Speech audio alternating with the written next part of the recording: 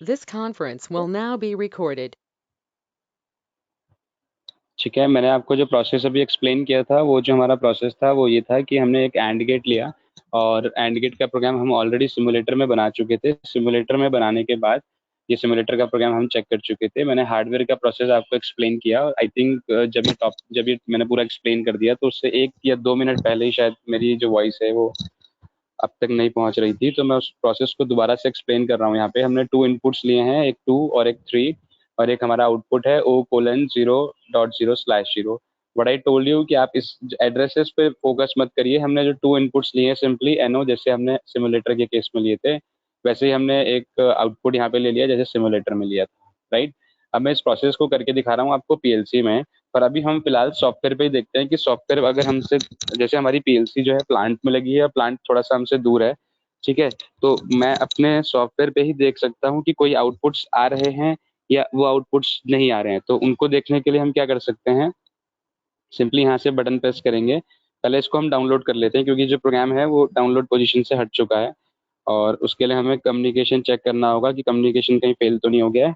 वापस चलते हैं कॉन्फ़िगर ड्राइवर्स में और auto configure, configuration successful, close, software को मिनिमाइज कर लिया। ठीक है, अब मैं 2 और 3 में से एक सिंगल बटन को प्रेस करके देखता हूँ। जैसे मैं 2 और 3 में से कोई एक बटन प्रेस करूंगा, सपोज मैंने एक बटन प्रेस किया 2 और 3 में से 2 को, ठीक है। 2 को प्रेस करने के बाद हम देख पा रहे हैं कि हमारा एक पहला इनपुट हाई है बट दूसरा दूसरा इनपुट लो है, पर आउटपुट हमारा फिर भी हाई है। तो 2 3, यानी कि हमारी जो ट्रूथ टेबल है उसके अकॉर्डिंग ये कौन सा केस बना, 1 0 0। First input is high, second input is low, but output is still low, क्योंकि सीरीज कनेक्शन है और सीरीज कनेक्शन में करंट तब तक पास नहीं होगा जब तक दोनों इनपुट्स हाई नहीं हो जाते। फिर मैं नेक्स्ट इनपुट को हाई करता हूँ, मैंने नेक्स्ट इनपुट को हाई किया, स्टिल द केस इज 0 1 0। अभी भी हमारा जो आउटपुट है वो लो है। क्यों है? क्योंकि हमने फर्स्ट इनपुट को लो किया, सेकंड इनपुट को हाई किया, तो फर्स्ट इनपुट करंट पास नहीं कर रहा है, सेकंड इनपुट करंट पास कर रहा है बट उसको पीछे से कोई लॉजिक नहीं मिल रहा है, इसलिए आपका आउटपुट हम लो आ रहा है। अब हम दोनों इनपुट को एक साथ प्रेस करके देखते हैं, तो मैंने जैसे ही दोनों इनपुट्स को एक साथ प्रेस किया तो हमारा जो आउटपुट है वो हाई हो गया है। अब हम सेम चीज को क्या करते हैं, अपने हार्डवेयर पे चेक करते हैं। ठीक है, अपने हार्डवेयर में देखेंगे कि ये जो हमारा आउटपुट है ये हाई हो रहा है, तो कैसे हो रहा है, क्योंकि अभी तो हमने सिर्फ सॉफ्टवेयर में देखा है इस चीज को। अब हार्डवेयर की तरफ चल लेते हैं इसको लेके।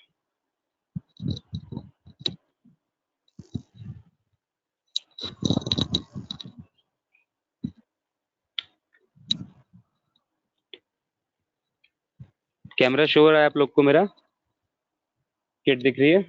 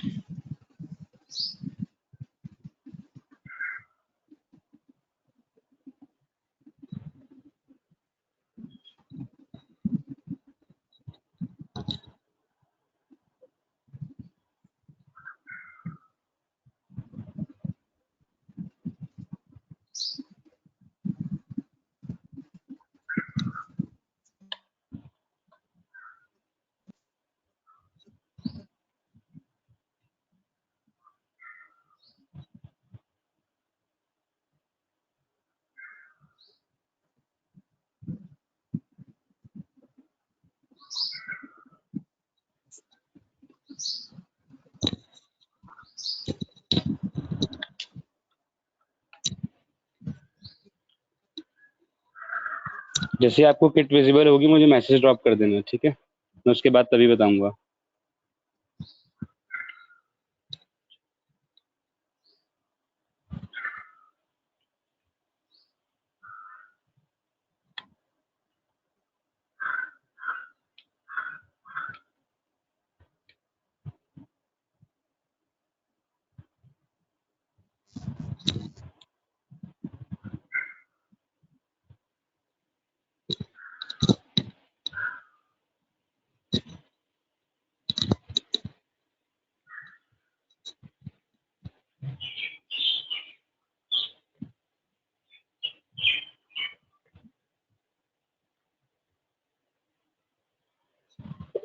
ठीक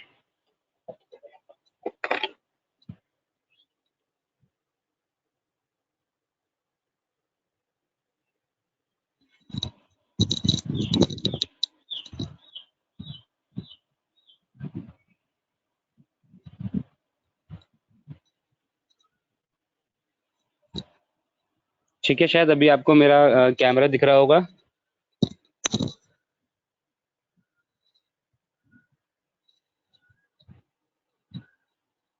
ओके, ग्रेट।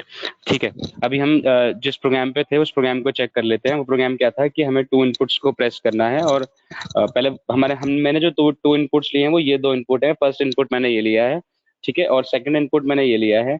इसके अलावा जो मैंने आउटपुट लिया है वो मैंने आउटपुट लिया है फर्स्ट एलईडी को, ठीक है। अगर मैं ये इनपुट प्रेस करूंगा, कौन सा, ये इनपुट, तो ये ऑन हो जाएगा, और इस इनपुट से, मतलब सॉरी, दोनों इनपुट हमने लिए हैं तो एंड गेट है ना, एंड गेट में क्या होगा, अगर मैं इसको प्रेस करूंगा, इसको प्रेस नहीं करूंगा तो एलईडी ऑन नहीं होगी, इसको प्रेस करूंगा, इसको नहीं करूंगा तो भी एलईडी ऑन नहीं होगी, दोनों को प्रेस नहीं करूंगा तो भी एलईडी ऑन नहीं होगी, और दोनों को एक साथ प्रेस करने पे जो हमारी एलईडी है वो ऑन हो जाएगी, क्योंकि जो हमारा केस है वो कौन सा है, 1 1 0। ठीक है, तो 1 1 1 0 के लिए मैं इसको पहले फर्स्ट बटन को प्रेस कर रहा हूँ। ठीक, अभी एलईडी ऑन नहीं है। सेकंड बटन को प्रेस किया, अभी भी एलईडी ऑन नहीं है। और दोनों इनपुट्स को जब मैंने एक साथ प्रेस किया तो मेरी एलईडी ऑन हो रही है। शो दिख पा रही है आपको एलईडी ऑन होती हुई?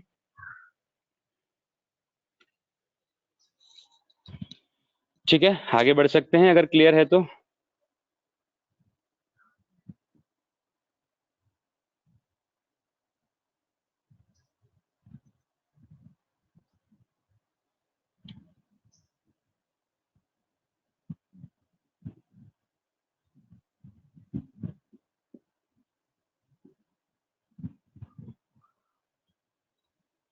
ठीक है, आपका आउटपुट शो हो रहा है कि नहीं? जल्दी से रिप्लाई करिए, मैं फिर आगे बढ़ता हूँ उसके अकॉर्डिंग।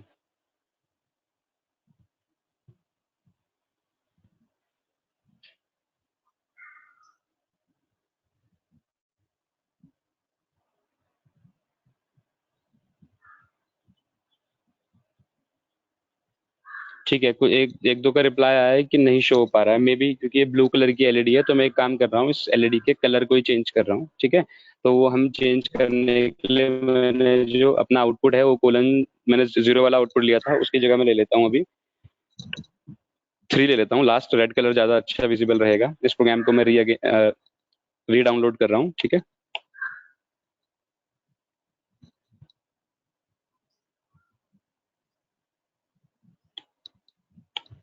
अब देख लेते हैं। 1 0 1 0 आउटपुट इज वाली एलईडी मैंने यूज की है, सो 0। ठीक है, 0 0 1 स्टिल 0। दोनों को ऑन करने पे मेरा जो आउटपुट है वो आपको हाई दिख रहा होगा। राइट, रेड कलर तो शायद आपको सबको विजिबल होगा बहुत इजीली।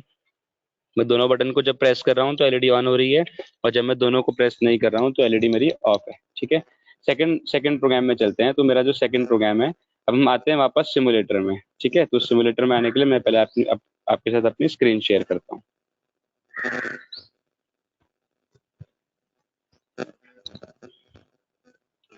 ठीक है, सेकंड जो हमारा प्रोग्राम है, डेट इज और गेट। ठीक है, और गेट क्या होता है हमारा?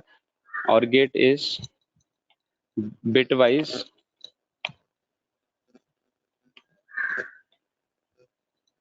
logical addition. This is not simply addition, this is bitwise logical addition, and the truth table is y equals to a plus b. Truth table is a plus b में क्या होती है ट्रुथ टेबल हमारी और gate की? 0 0 0 0 1 is 1 1 0 is 1 and 1 1 is 1। तो और gate ये कहता है हमें कि अगर हमारे दोनों में से कोई भी एक इनपुट हाई है तो आउटपुट हाई हो जाएगा, जबकि एंड गेट कहता है कि दोनों दोनों ही इनपुट्स का हाई होना मस्ट है। राइट, पर और गेट बोल रहा है कि दोनों में से एक भी हाई हो जाए तो चलेगा। इट मीन्स कि दोनों जो इनपुट्स हैं वो एक दूसरे पे बिल्कुल भी डिपेंड नहीं करते, और अगर वो डिपेंड नहीं कर रहे हैं तो ऑब्वियस कि वो इंडिपेंडेंट हैं, और इंडिपेंडेंट हैं इसका मतलब वो सीरीज में कनेक्टेड नहीं है। So now these two inputs are connected in parallel. So जब हम प्रोग्राम क्रिएट करेंगे तो हम इनके कनेक्शन को पैरेलल में चेंज कर देंगे।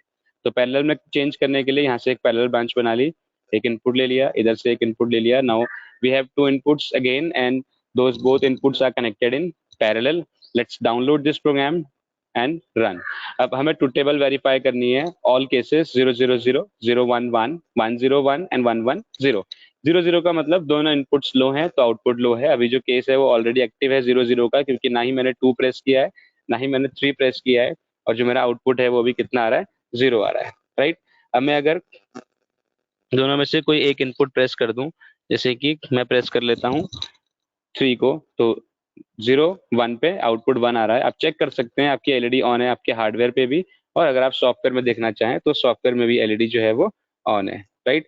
फिर हम थर्ड केस पे आते हैं। Third case is 1 0। First input को प्रेस किया 1, सेकंड को प्रेस नहीं किया 0, and the output is 1। So third case is also okay, 1 0 1। और दोनों इनपुट को एक साथ प्रेस करना है सिमुलेटर में, तो मैं प्रोसेस बता चुका हूँ। We have to click control so that ये बटन होल्ड हो जाए। मैंने 2 को प्रेस किया, होल्ड हो गया, 3 को प्रेस किया, होल्ड हो गया, 1 1 के केस में भी आउटपुट 1 आ रहा है, राइट। तो ये हो गया हमारा और गेट का ब्रीफ। अब इसी चीज को हम किस में करके देखते हैं, अपने इस सॉफ्टवेयर पे करके देखते हैं, ठीक है। एक साथ तो हम इसमें क्या कर लेते हैं, पैरेलल में कनेक्शन कर देते हैं दोनों इनपुट्स के। पैरेलल ब्रांच कैसे बनेगी, पहले ये सिलेक्ट कर लिया, ये पैरेलल ब्रांच ड्रॉप कर ली, एक इनपुट यहाँ लगा दिया, एक इनपुट यहाँ लगा दिया, ठीक है। और इस प्रोग्राम को मैंने डाउनलोड कर लिया। आई थिंक अब तो आपको शायद स्क्रीन और कैमरा दोनों एक साथ दिखाई दे रहे हैं, क्योंकि मैंने स्क्रीन लैपटॉप से शेयर की है और कैमरा फोन से शेयर किया है, ठीक है। तो आपको दोनों चीजें एक साथ विजिबल होंगी, तो एक साथ ही दोनों का ट्रायल ले लेते हैं।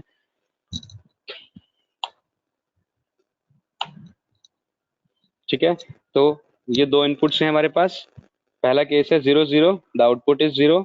सेकंड 0 1, आउटपुट इज 1, आपको दिख रहा है एलईडी ऑन है, ठीक है। फिर 1 0, तो 1 0 के लिए मैं इस इनपुट को प्रेस कर रहा हूँ, दिस इज 1। इसको मैंने प्रेस नहीं किया, तो that is 0, the output is still 0। और दोनों को प्रेस करेंगे तो ऑब्वियस है, अगर एक को प्रेस करने पे आउटपुट हाई आ रहा है तो दोनों को प्रेस करने पे ऑब्वियस आउटपुट हाई जरूर आएगा, ठीक है। तो ये हो गया हमारा एंड गेट का प्रोग्राम। क्लियर हो गया यहाँ तक, ठीक है। आगे मूव करते हैं, the next one is not gate. ठीक है, नॉट गेट क्या कहता है हमारे को, नॉट गेट में होता है सिंपल,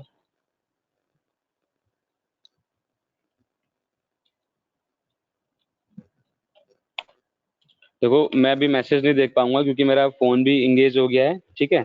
और मेरा लैपटॉप भी इंगेज है, तो आपको अगर कुछ भी बोलना होगा तो आप माइक ऑन करके अपना बोलना मुझे, ठीक है।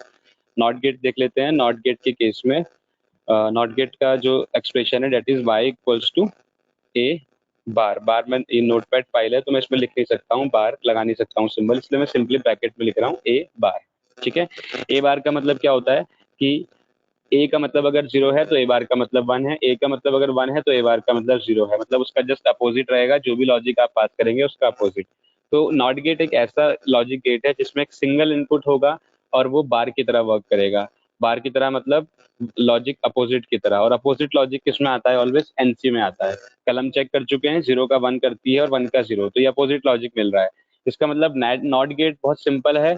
जो आपने कल एक प्रोग्राम क्रिएट किया था, creating our first program to check the property of NC, creating our second program to check the property of NC. The same program is of not gate। हमें सिंपली एक NC लेनी है, simulator में check करते हैं। हमें simply एक NC लेनी है, या डायरेक्टली इसको मैं PLC पे चला के दिखा रहा हूँ आपको। एक NC ले ली और एक आउटपुट ले लिया। NC को मैंने एड्रेस दे दिया i:3,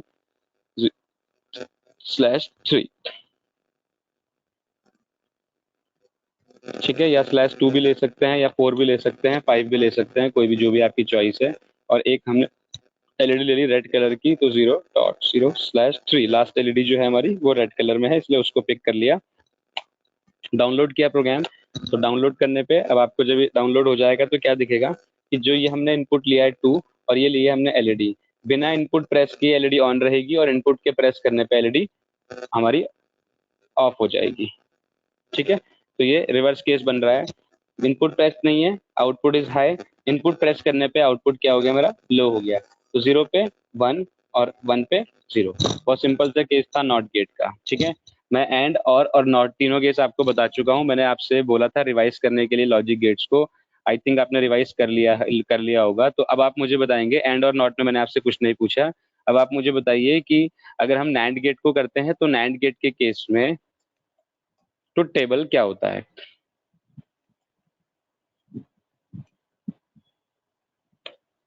y इक्वल्स टू, कोई बताएगा।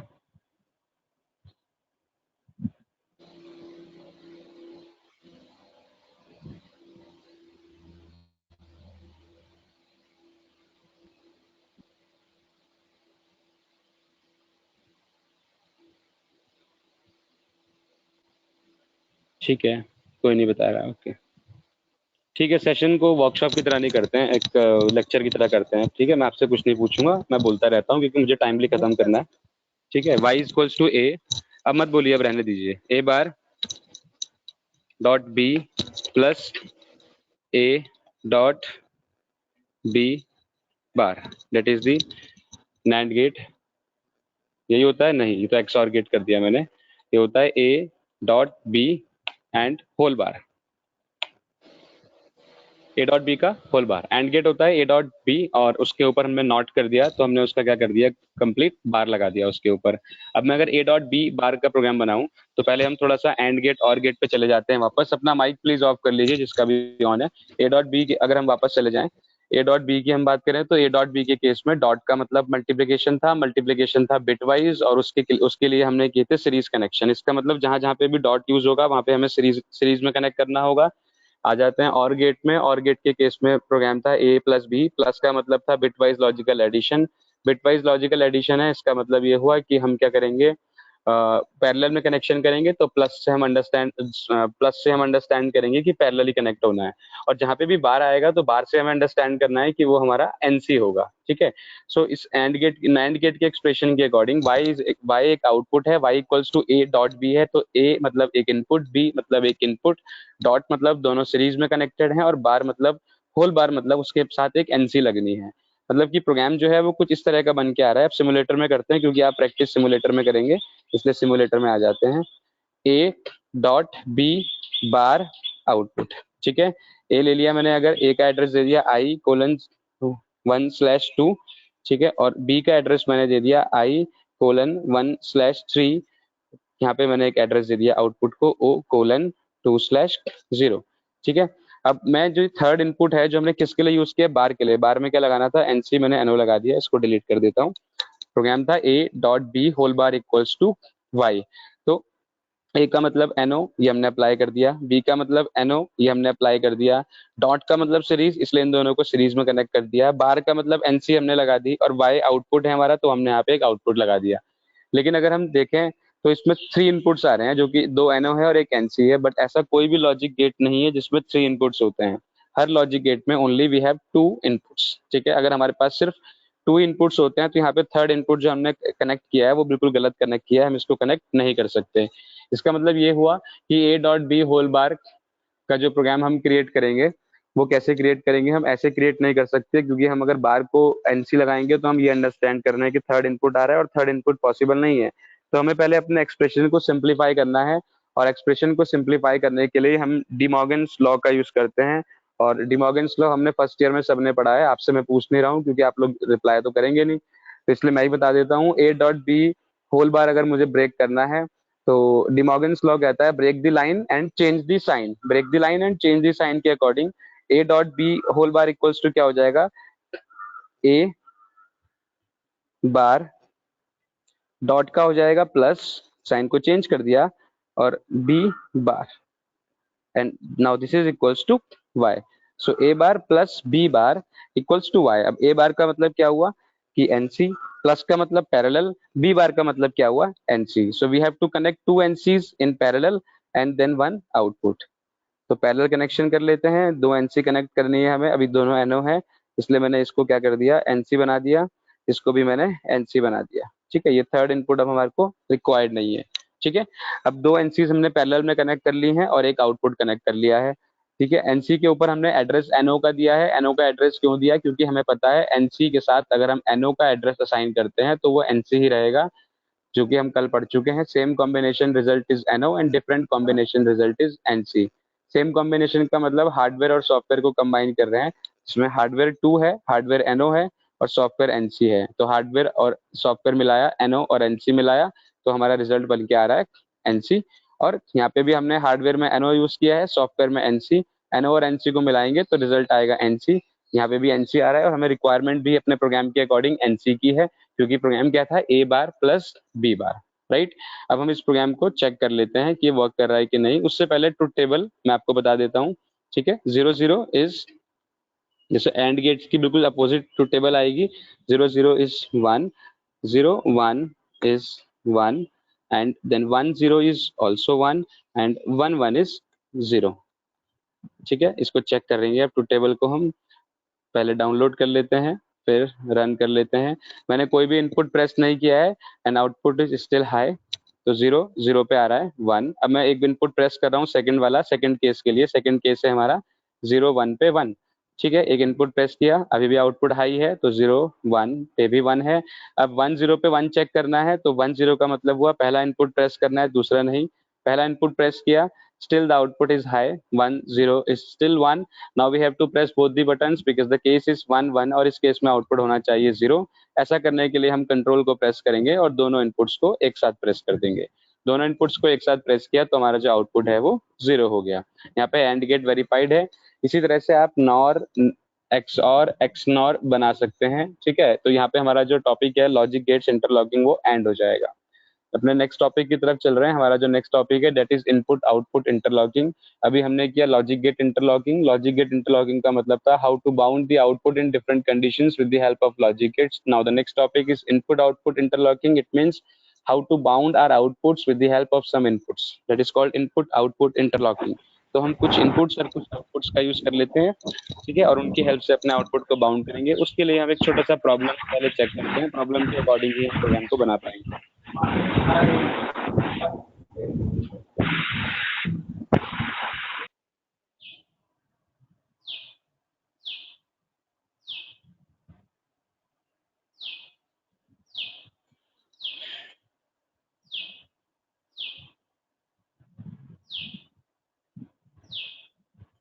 ठीक है, मैं लैब शीट ओपन कर लेता हूँ। ठीक है, उस लैब शीट के अकॉर्डिंग हम करेंगे इन चीजों को।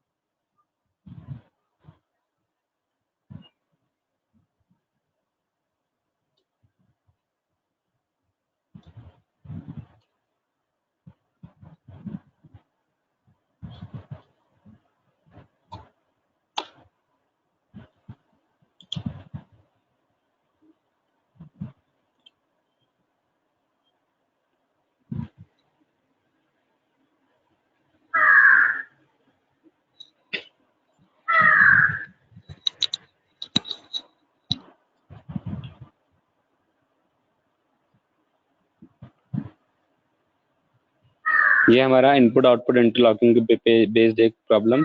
We have 3 inputs and accordingly we have 3 outputs, 3 inputs and accordingly we have 3 outputs, right. First input के हाई होने पे फर्स्ट आउटपुट को हाई करना है, जैसा कि ये बता रहा है, आप देख सकते हैं यहाँ पे। ठीक है, फर्स्ट इनपुट से फर्स्ट आउटपुट को हाई करना है, सेकंड इनपुट से सेकंड आउटपुट को हाई करना है, थर्ड इनपुट से थर्ड आउटपुट को हाई करना है। तो इसके लिए प्रोग्राम बना रहा हूं मैं। तो फर्स्ट इनपुट से फर्स्ट आउटपुट को हाई करने के लिए what I have to do, हम 3 इनपुट्स और 3 आउटपुट्स के लिए अगर प्रोग्राम बनाएंगे तो फर्स्ट इनपुट से फर्स्ट आउटपुट है, सेकंड इनपुट से सेकंड आउटपुट और थर्ड इनपुट से थर्ड आउटपुट, इस तरह से हम बनाएंगे। ठीक है, ये हमारा सिंपल सा एड्रेस असाइन हो जाएगा। कुछ लोग अभी इस प्रोग्राम को नहीं छोड़ रहे हैं, कुछ लोग गलतियां करते हैं। वो क्या गलती होती है कि 3 इनपुट्स जब वो लेते हैं तो वो इस तरह से 3 इनपुट्स कनेक्ट करते हैं और इस तरह से 3 आउटपुट्स कनेक्ट करते हैं। ठीक है, तो अगर हम ऐसा करते हैं तो ये बिल्कुल गलत है, क्योंकि ये तीनों इनपुट अगर सीरीज में कनेक्ट होंगे तो जब तक ये तीनों इनपुट एक साथ हाई नहीं होंगे तब तक आउटपुट हाई नहीं होने वाला है।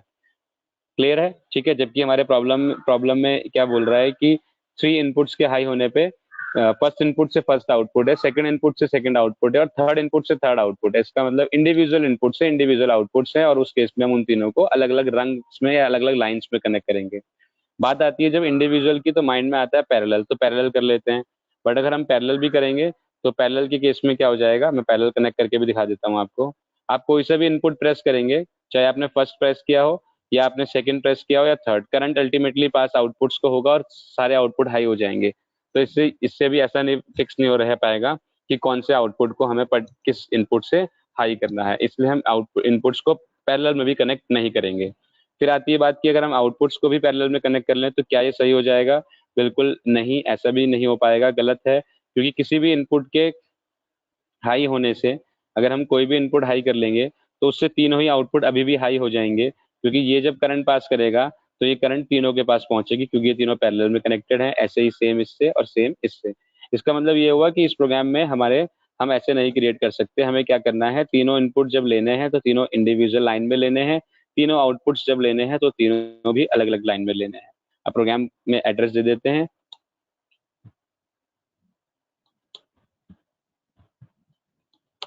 और यहाँ पे आउटपुट के एड्रेस दे देते हैं।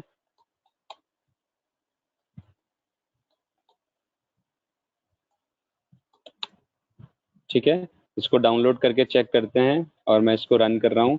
मैंने जब पहला इनपुट प्रेस किया तो पहला आउटपुट हाई हो रहा है, सेकंड इनपुट से सेकंड आउटपुट हाई हो रहा है, और थर्ड इनपुट से मेरा थर्ड आउटपुट हाई हो रहा है। तो ये इंडिविजुअल प्रोग्राम बन गया, फर्स्ट इनपुट से फर्स्ट, सेकंड से सेकंड, थर्ड टू थर्ड। इसी प्रोग्राम को एक बार पीएलसी में बना के चेक करते हैं। तो सेम प्रोग्राम हमें पीएलसी में बनाना है। हम अगेन सेम काम करते हैं, वन इनपुट वन आउटपुट। इस रन को कॉपी कर रहा हूँ मैं, copy and now paste and again paste. Okay, and address i colon dot 0/2। इसको ड्रैग करके तीनों में असाइन कर देते हैं सेम एड्रेस, बाद में इसको एडिट कर देंगे। एडिट करने के लिए 2 पे क्लिक किया, इसको 3 बना दिया, फिर 2 पे क्लिक किया, इसको 4 बना दिया। अब एक एलईडी ले लेते हैं, O:2/0। ठीक है, और इसको हम यहाँ कनेक्ट कर लेते हैं, इसको यहाँ कनेक्ट कर देते हैं। That is 1 and that is 2। Okay, ऐसी एलईडीज लेते हैं जो विजिबल हो, तो ग्रीन और रेड ले रहा हूँ मैं, 1 2 3। ठीक है, इस प्रोग्राम को मैं डाउनलोड कर रहा हूँ। प्रोग्राम में एरर्स हैं और ये प्रोग्राम डाउनलोड नहीं हो सकता है, क्योंकि हमने आउटपुट के एड्रेस सिमुलेटर के अकॉर्डिंग राइट कर दिए।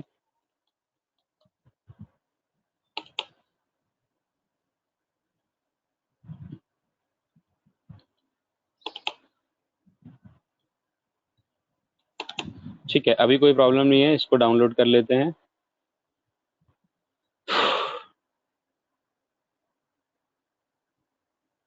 प्रॉब्लम यह है कि कम्युनिकेशन फेल हो रहा है, बीच में लाइट जा रही है। तो फिर से इसको कम्युनिकेट करा देता हूँ। ठीक है, अब डाउनलोड हो जाएगा ये।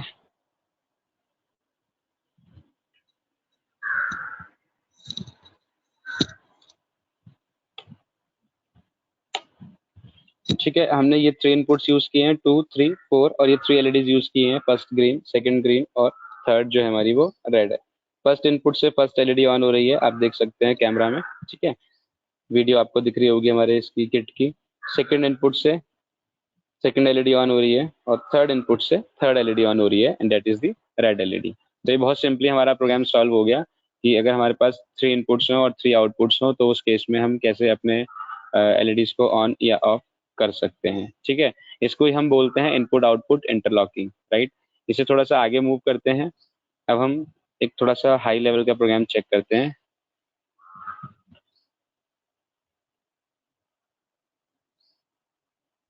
इस प्रोग्राम पे आते हैं, बी पे।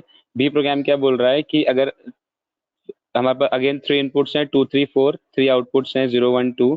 ठीक है, सिंपली 3 इनपुट्स और 3 आउटपुट्स मान के चल रहे हैं, और ये बोल रहा है कि फर्स्ट इनपुट से फर्स्ट और लास्ट आउटपुट हाई है, सेकंड इनपुट से सेकंड आउटपुट हाई है, थर्ड इनपुट से फर्स्ट एंड सेकंड दो आउटपुट हाई हो रहे हैं। जब भी किसी इनपुट से दो आउटपुट्स हाई होंगे, तो हम उस प्रोग्राम को बनाने में थोड़ा सा कंफ्यूज हो सकते हैं, क्योंकि दो आउटपुट हाई होने का मतलब है हम दोनों आउटपुट्स को सीरीज में कनेक्ट कर लेंगे। फॉर एग्जाम्पल, जैसे ये इनपुट है 2, इस इनपुट से पहला और लास्ट आउटपुट हाई हो रहा है। ठीक है, हम वापस आते हैं सिमुलेटर में, पहले यहाँ पे समझेंगे। हमारे पास ये 3 आउटपुट्स हैं, राइट। मैं इस पूरे प्रोग्राम को ऐसे चेंज कर देता हूँ, अभी इनपुट्स को रिमूव कर देते हैं। और अब इस वाले प्रोग्राम के अकॉर्डिंग हमारे पास 3 आउटपुट्स हैं, 3 मैंने वहां बना लिए। ये बोल रहा है कि फर्स्ट इनपुट यानी कि 2 के प्रेस होने पे 0 भी हाई होगा और 2 भी हाई होगा। अगर 0 और 2 दोनों को हाई करना है, तो हम जनरली क्या करेंगे, यहाँ पे एक इनपुट ले लेंगे 2, और इसमें हमने 0 कनेक्ट किया हुआ है ऑलरेडी, और इसके साथ हम कनेक्ट कर देंगे 2।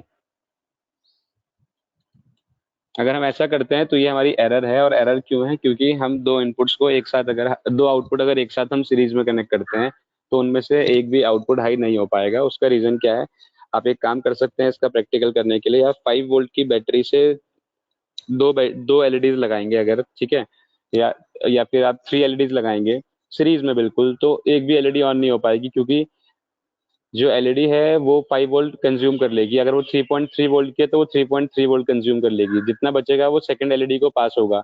सेकंड एलईडी के पास इनफ इनफ वोल्टेज नहीं पहुंच पाएगा तो वो ऑन नहीं हो पाएगी। अगर सेकंड ऑन नहीं हो पाएगी तो वो पाथ कंप्लीट नहीं होने देगी, क्योंकि जो जो पाथ है वो कहाँ जाना है, वापस नेगेटिव तक जाना है, और नेगेटिव तक अगर पाथ नहीं पहुंचेगा तो वो एलईडी को ऑन नहीं होने देगी। तो उस केस में एक भी एलईडी ऑन नहीं हो पाएगी, इसलिए हम अपने आउटपुट को सीरीज में कनेक्ट नहीं करते हैं। और अगर पीएलसी की लैंग्वेज में इस एग्जांपल को समझें तो सपोज यहाँ से 24 वोल्ट का आउटपुट 24 वोल्ट का लॉजिक पास हो रहा है इनपुट की साइड से, और आउटपुट साइड पे दो लोड आपने 24 वोल्ट के सीरीज में कनेक्ट किए हैं, तो सिर्फ पहला लोड 24 वोल्ट कंज्यूम कर लेगा, लेकिन सेकंड लोड को कुछ भी वोल्टेज नहीं मिल पाएगी, इसलिए सेकंड लोड जो है ग्राउंड तक नहीं पहुंचेगा, और ग्राउंड तक नहीं पहुंचेगा तो पाथ कंप्लीट ना नहीं होगा, ना उसका और ना उससे पहले वालों का। इसलिए हम आउटपुट को इसमें कनेक्ट नहीं करते। उस केस में हमें आउटपुट्स को पैरेलल में ट्राई करना होता है कि हम पैरेलल में कनेक्ट करें। ठीक है, उसके लिए हम क्या करेंगे, पहले यहाँ देख लेते हैं। हम उसके लिए हम मैं आपको एक बहुत सिंपल सा मेथड बता रहा हूँ। आप पहले इस आउटपुट को चेक करें। फर्स्ट आउटपुट है O:0, जो भी आउटपुट है, एड्रेस है, ये 2 बार हाई हो रहा है। फर्स्ट टाइम इधर मैं इसको ऐसे कॉलम वाइज देख रहा हूँ, ठीक है। ये जो आउटपुट है मेरा 2 टाइम्स हाई हो रहा है, एक बार ये एरो है और एक बार नीचे एरो है। जब ये एरो हाई हो रहा है तो ये हो रहा है 2 की वजह से, और ये एरो हाई हो रहा है 4 की वजह से। मतलब एक सिंगल आउटपुट जो है वो 2 टाइम्स हाई हो रहा है, एक बार 2 से और एक बार 4 से। तो उस केस में हमें क्या करना होगा, उस केस में हम इस आउटपुट को एज इट इज रहने देते हैं 0 को, लेकिन ये 2 टाइम्स हाई हो रहा है 2 और 4 से, तो हम 2 और 4 दोनों इनपुट्स को ही पैरेलल में लगा लेते हैं। ऐसा नहीं करते जैसे हमने आउटपुट को सीरीज में लगाया था। ये उससे बेटर ये होगा कि हम क्या कर लें, अपने इनपुट्स को पैरेलल लगा लें, क्योंकि ये बोल रहा है कि ये आउटपुट 2 टाइम्स हाई है 2 और 4 से, और 2 और 4 मैंने पैरेलल में कनेक्ट कर दिया। तो चाहे मैं 2 प्रेस करूं या 4 प्रेस करूं, करंट हाई होगा और अल्टीमेटली हमारा आउटपुट जो है वो हाई हो जाएगा। फिर फिर बोल रहा है कि ये जो O1 है, सेकंड आउटपुट है, सेकंड आउटपुट भी 2 टाइम्स हाई हो रहा है। किस किस से हो रहा है, एक बार 3 से और एक बार 4 से। तो बहुत सिंपली हम इसके लिए क्या करेंगे, सेकंड आउटपुट के लिए 3 और 4 को पैरेलल में कनेक्ट कर लेंगे। तो मैंने 2 इनपुट्स ले लिए, एक को 4 का एड्रेस दे दिया और एक को 3 का एड्रेस दे दिया। ठीक है, लास्ट केस में चलते हैं। लास्ट केस में हमारा जो लास्ट आउटपुट है वो एक सिंगल टाइम हाई हो रहा है, और वो जो सिंगल टाइम हाई हो रहा है वो किसकी वजह से हो रहा है, हमारे फर्स्ट इनपुट की वजह से, यानी कि 2 की वजह से। कौन सा आउटपुट की बात हो रही है, अभी इस आउटपुट की बात हो रही है। ये आउटपुट हाई हो रहा है सिर्फ एक सिंगल इनपुट से। तो एक काम करते हैं, सिंगल इनपुट ले लेते हैं पहले वाला, I:1/2। इसको डाउनलोड कर लेते हैं, इसको रन पे लेके जाते हैं। ठीक है, अब हमने प्रोग्राम तो बना दिया कॉलम वाइज कि ये आउटपुट कितनी बार हाई हो रहा है, ये आउटपुट कितनी बार हाई हो रहा है, ये कितनी बार हाई हो रहा है, लेकिन हमें काउंटिंग तो करनी नहीं है कि कौन सा आउटपुट कितनी बार हाई हो रहा है। हमें तो ये चेक करना है कि जो हमने प्रोग्राम बनाया है उसके अकॉर्डिंग कौन सा आउटपुट, कौन से इनपुट से कौन सा आउटपुट हाई हो रहा है। तो अब हम प्रोग्राम को रो वाइज चेक करते हैं। प्रोग्राम बना लिया कॉलम वाइज, अब चेकिंग करते हैं उसकी row wise. Row wise checking करने के लिए मैंने ये इनपुट अगर देखा तो ये इनपुट के प्रेस होने पे फर्स्ट और लास्ट आउटपुट हाई होना चाहिए। तो ठीक है, चेक करते हैं। इस इनपुट से फर्स्ट और लास्ट आउटपुट हाई हो रहा है, first and then last output high हो रहा है, right. The program is okay. Then second input के हाई होने पे, second input is this one, इस इनपुट के हाई होने पे हमारा सिर्फ एक सेकंड आउटपुट हाई हो रहा है और कोई आउटपुट इसके अलावा हाई नहीं है। तो सेकंड इनपुट से second output, yes that is okay. Second input से second output, single output high हो रहा है। और फिर आती है बात थर्ड की, तो थर्ड इनपुट से first and last, first and second दो आउटपुट हाई हो रहे हैं। तो थर्ड इनपुट को प्रेस करके देखते हैं। थर्ड इनपुट मैंने जैसे ही प्रेस किया तो हमें दिख रहा है कि फर्स्ट एंड सेकंड आउटपुट जो है हमारे हाई हो रहे हैं। ठीक है, ये हमारा टॉपिक क्लियर हो गया, इनपुट आउटपुट इंटरलॉकिंग। अब मैं आपको नेक्स्ट टॉपिक की तरफ लेके चलूंगा, स्टार्ट स्टॉप लॉजिक। और उसके बाद हम चलेंगे मोटर्स वगैरह का एक प्रोग्राम बना के देखेंगे कि कैसे हम अपनी मोटर्स को साइमल्टेनियसली रन कर सकते हैं, या एक साथ रन कर सकते हैं, या फिर पैरेलल में रन कर सकते हैं, या फिर सीरीज में रन कर सकते हैं। जो भी ऑप्शन है वो भी हम अप्लाई करके देखेंगे। उससे पहले I need a break of 2 minutes. ठीक है, मैं पानी वानी पी रहा हूँ। अगर आपके कोई डाउट्स हैं, वैसे तो होते नहीं आप लोग के डाउट्स, एक्स्ट्रा ब्रिलियंट बैठे हैं सबके सब इस वर्कशॉप में, तो कोई प्रॉब्लम नहीं है। अगर नहीं है तो कोई इशू नहीं है भाई, आपकी चॉइस। बट है तो आप मैसेज ड्रॉप कर सकते हैं। मैं पानी पी के आ रहा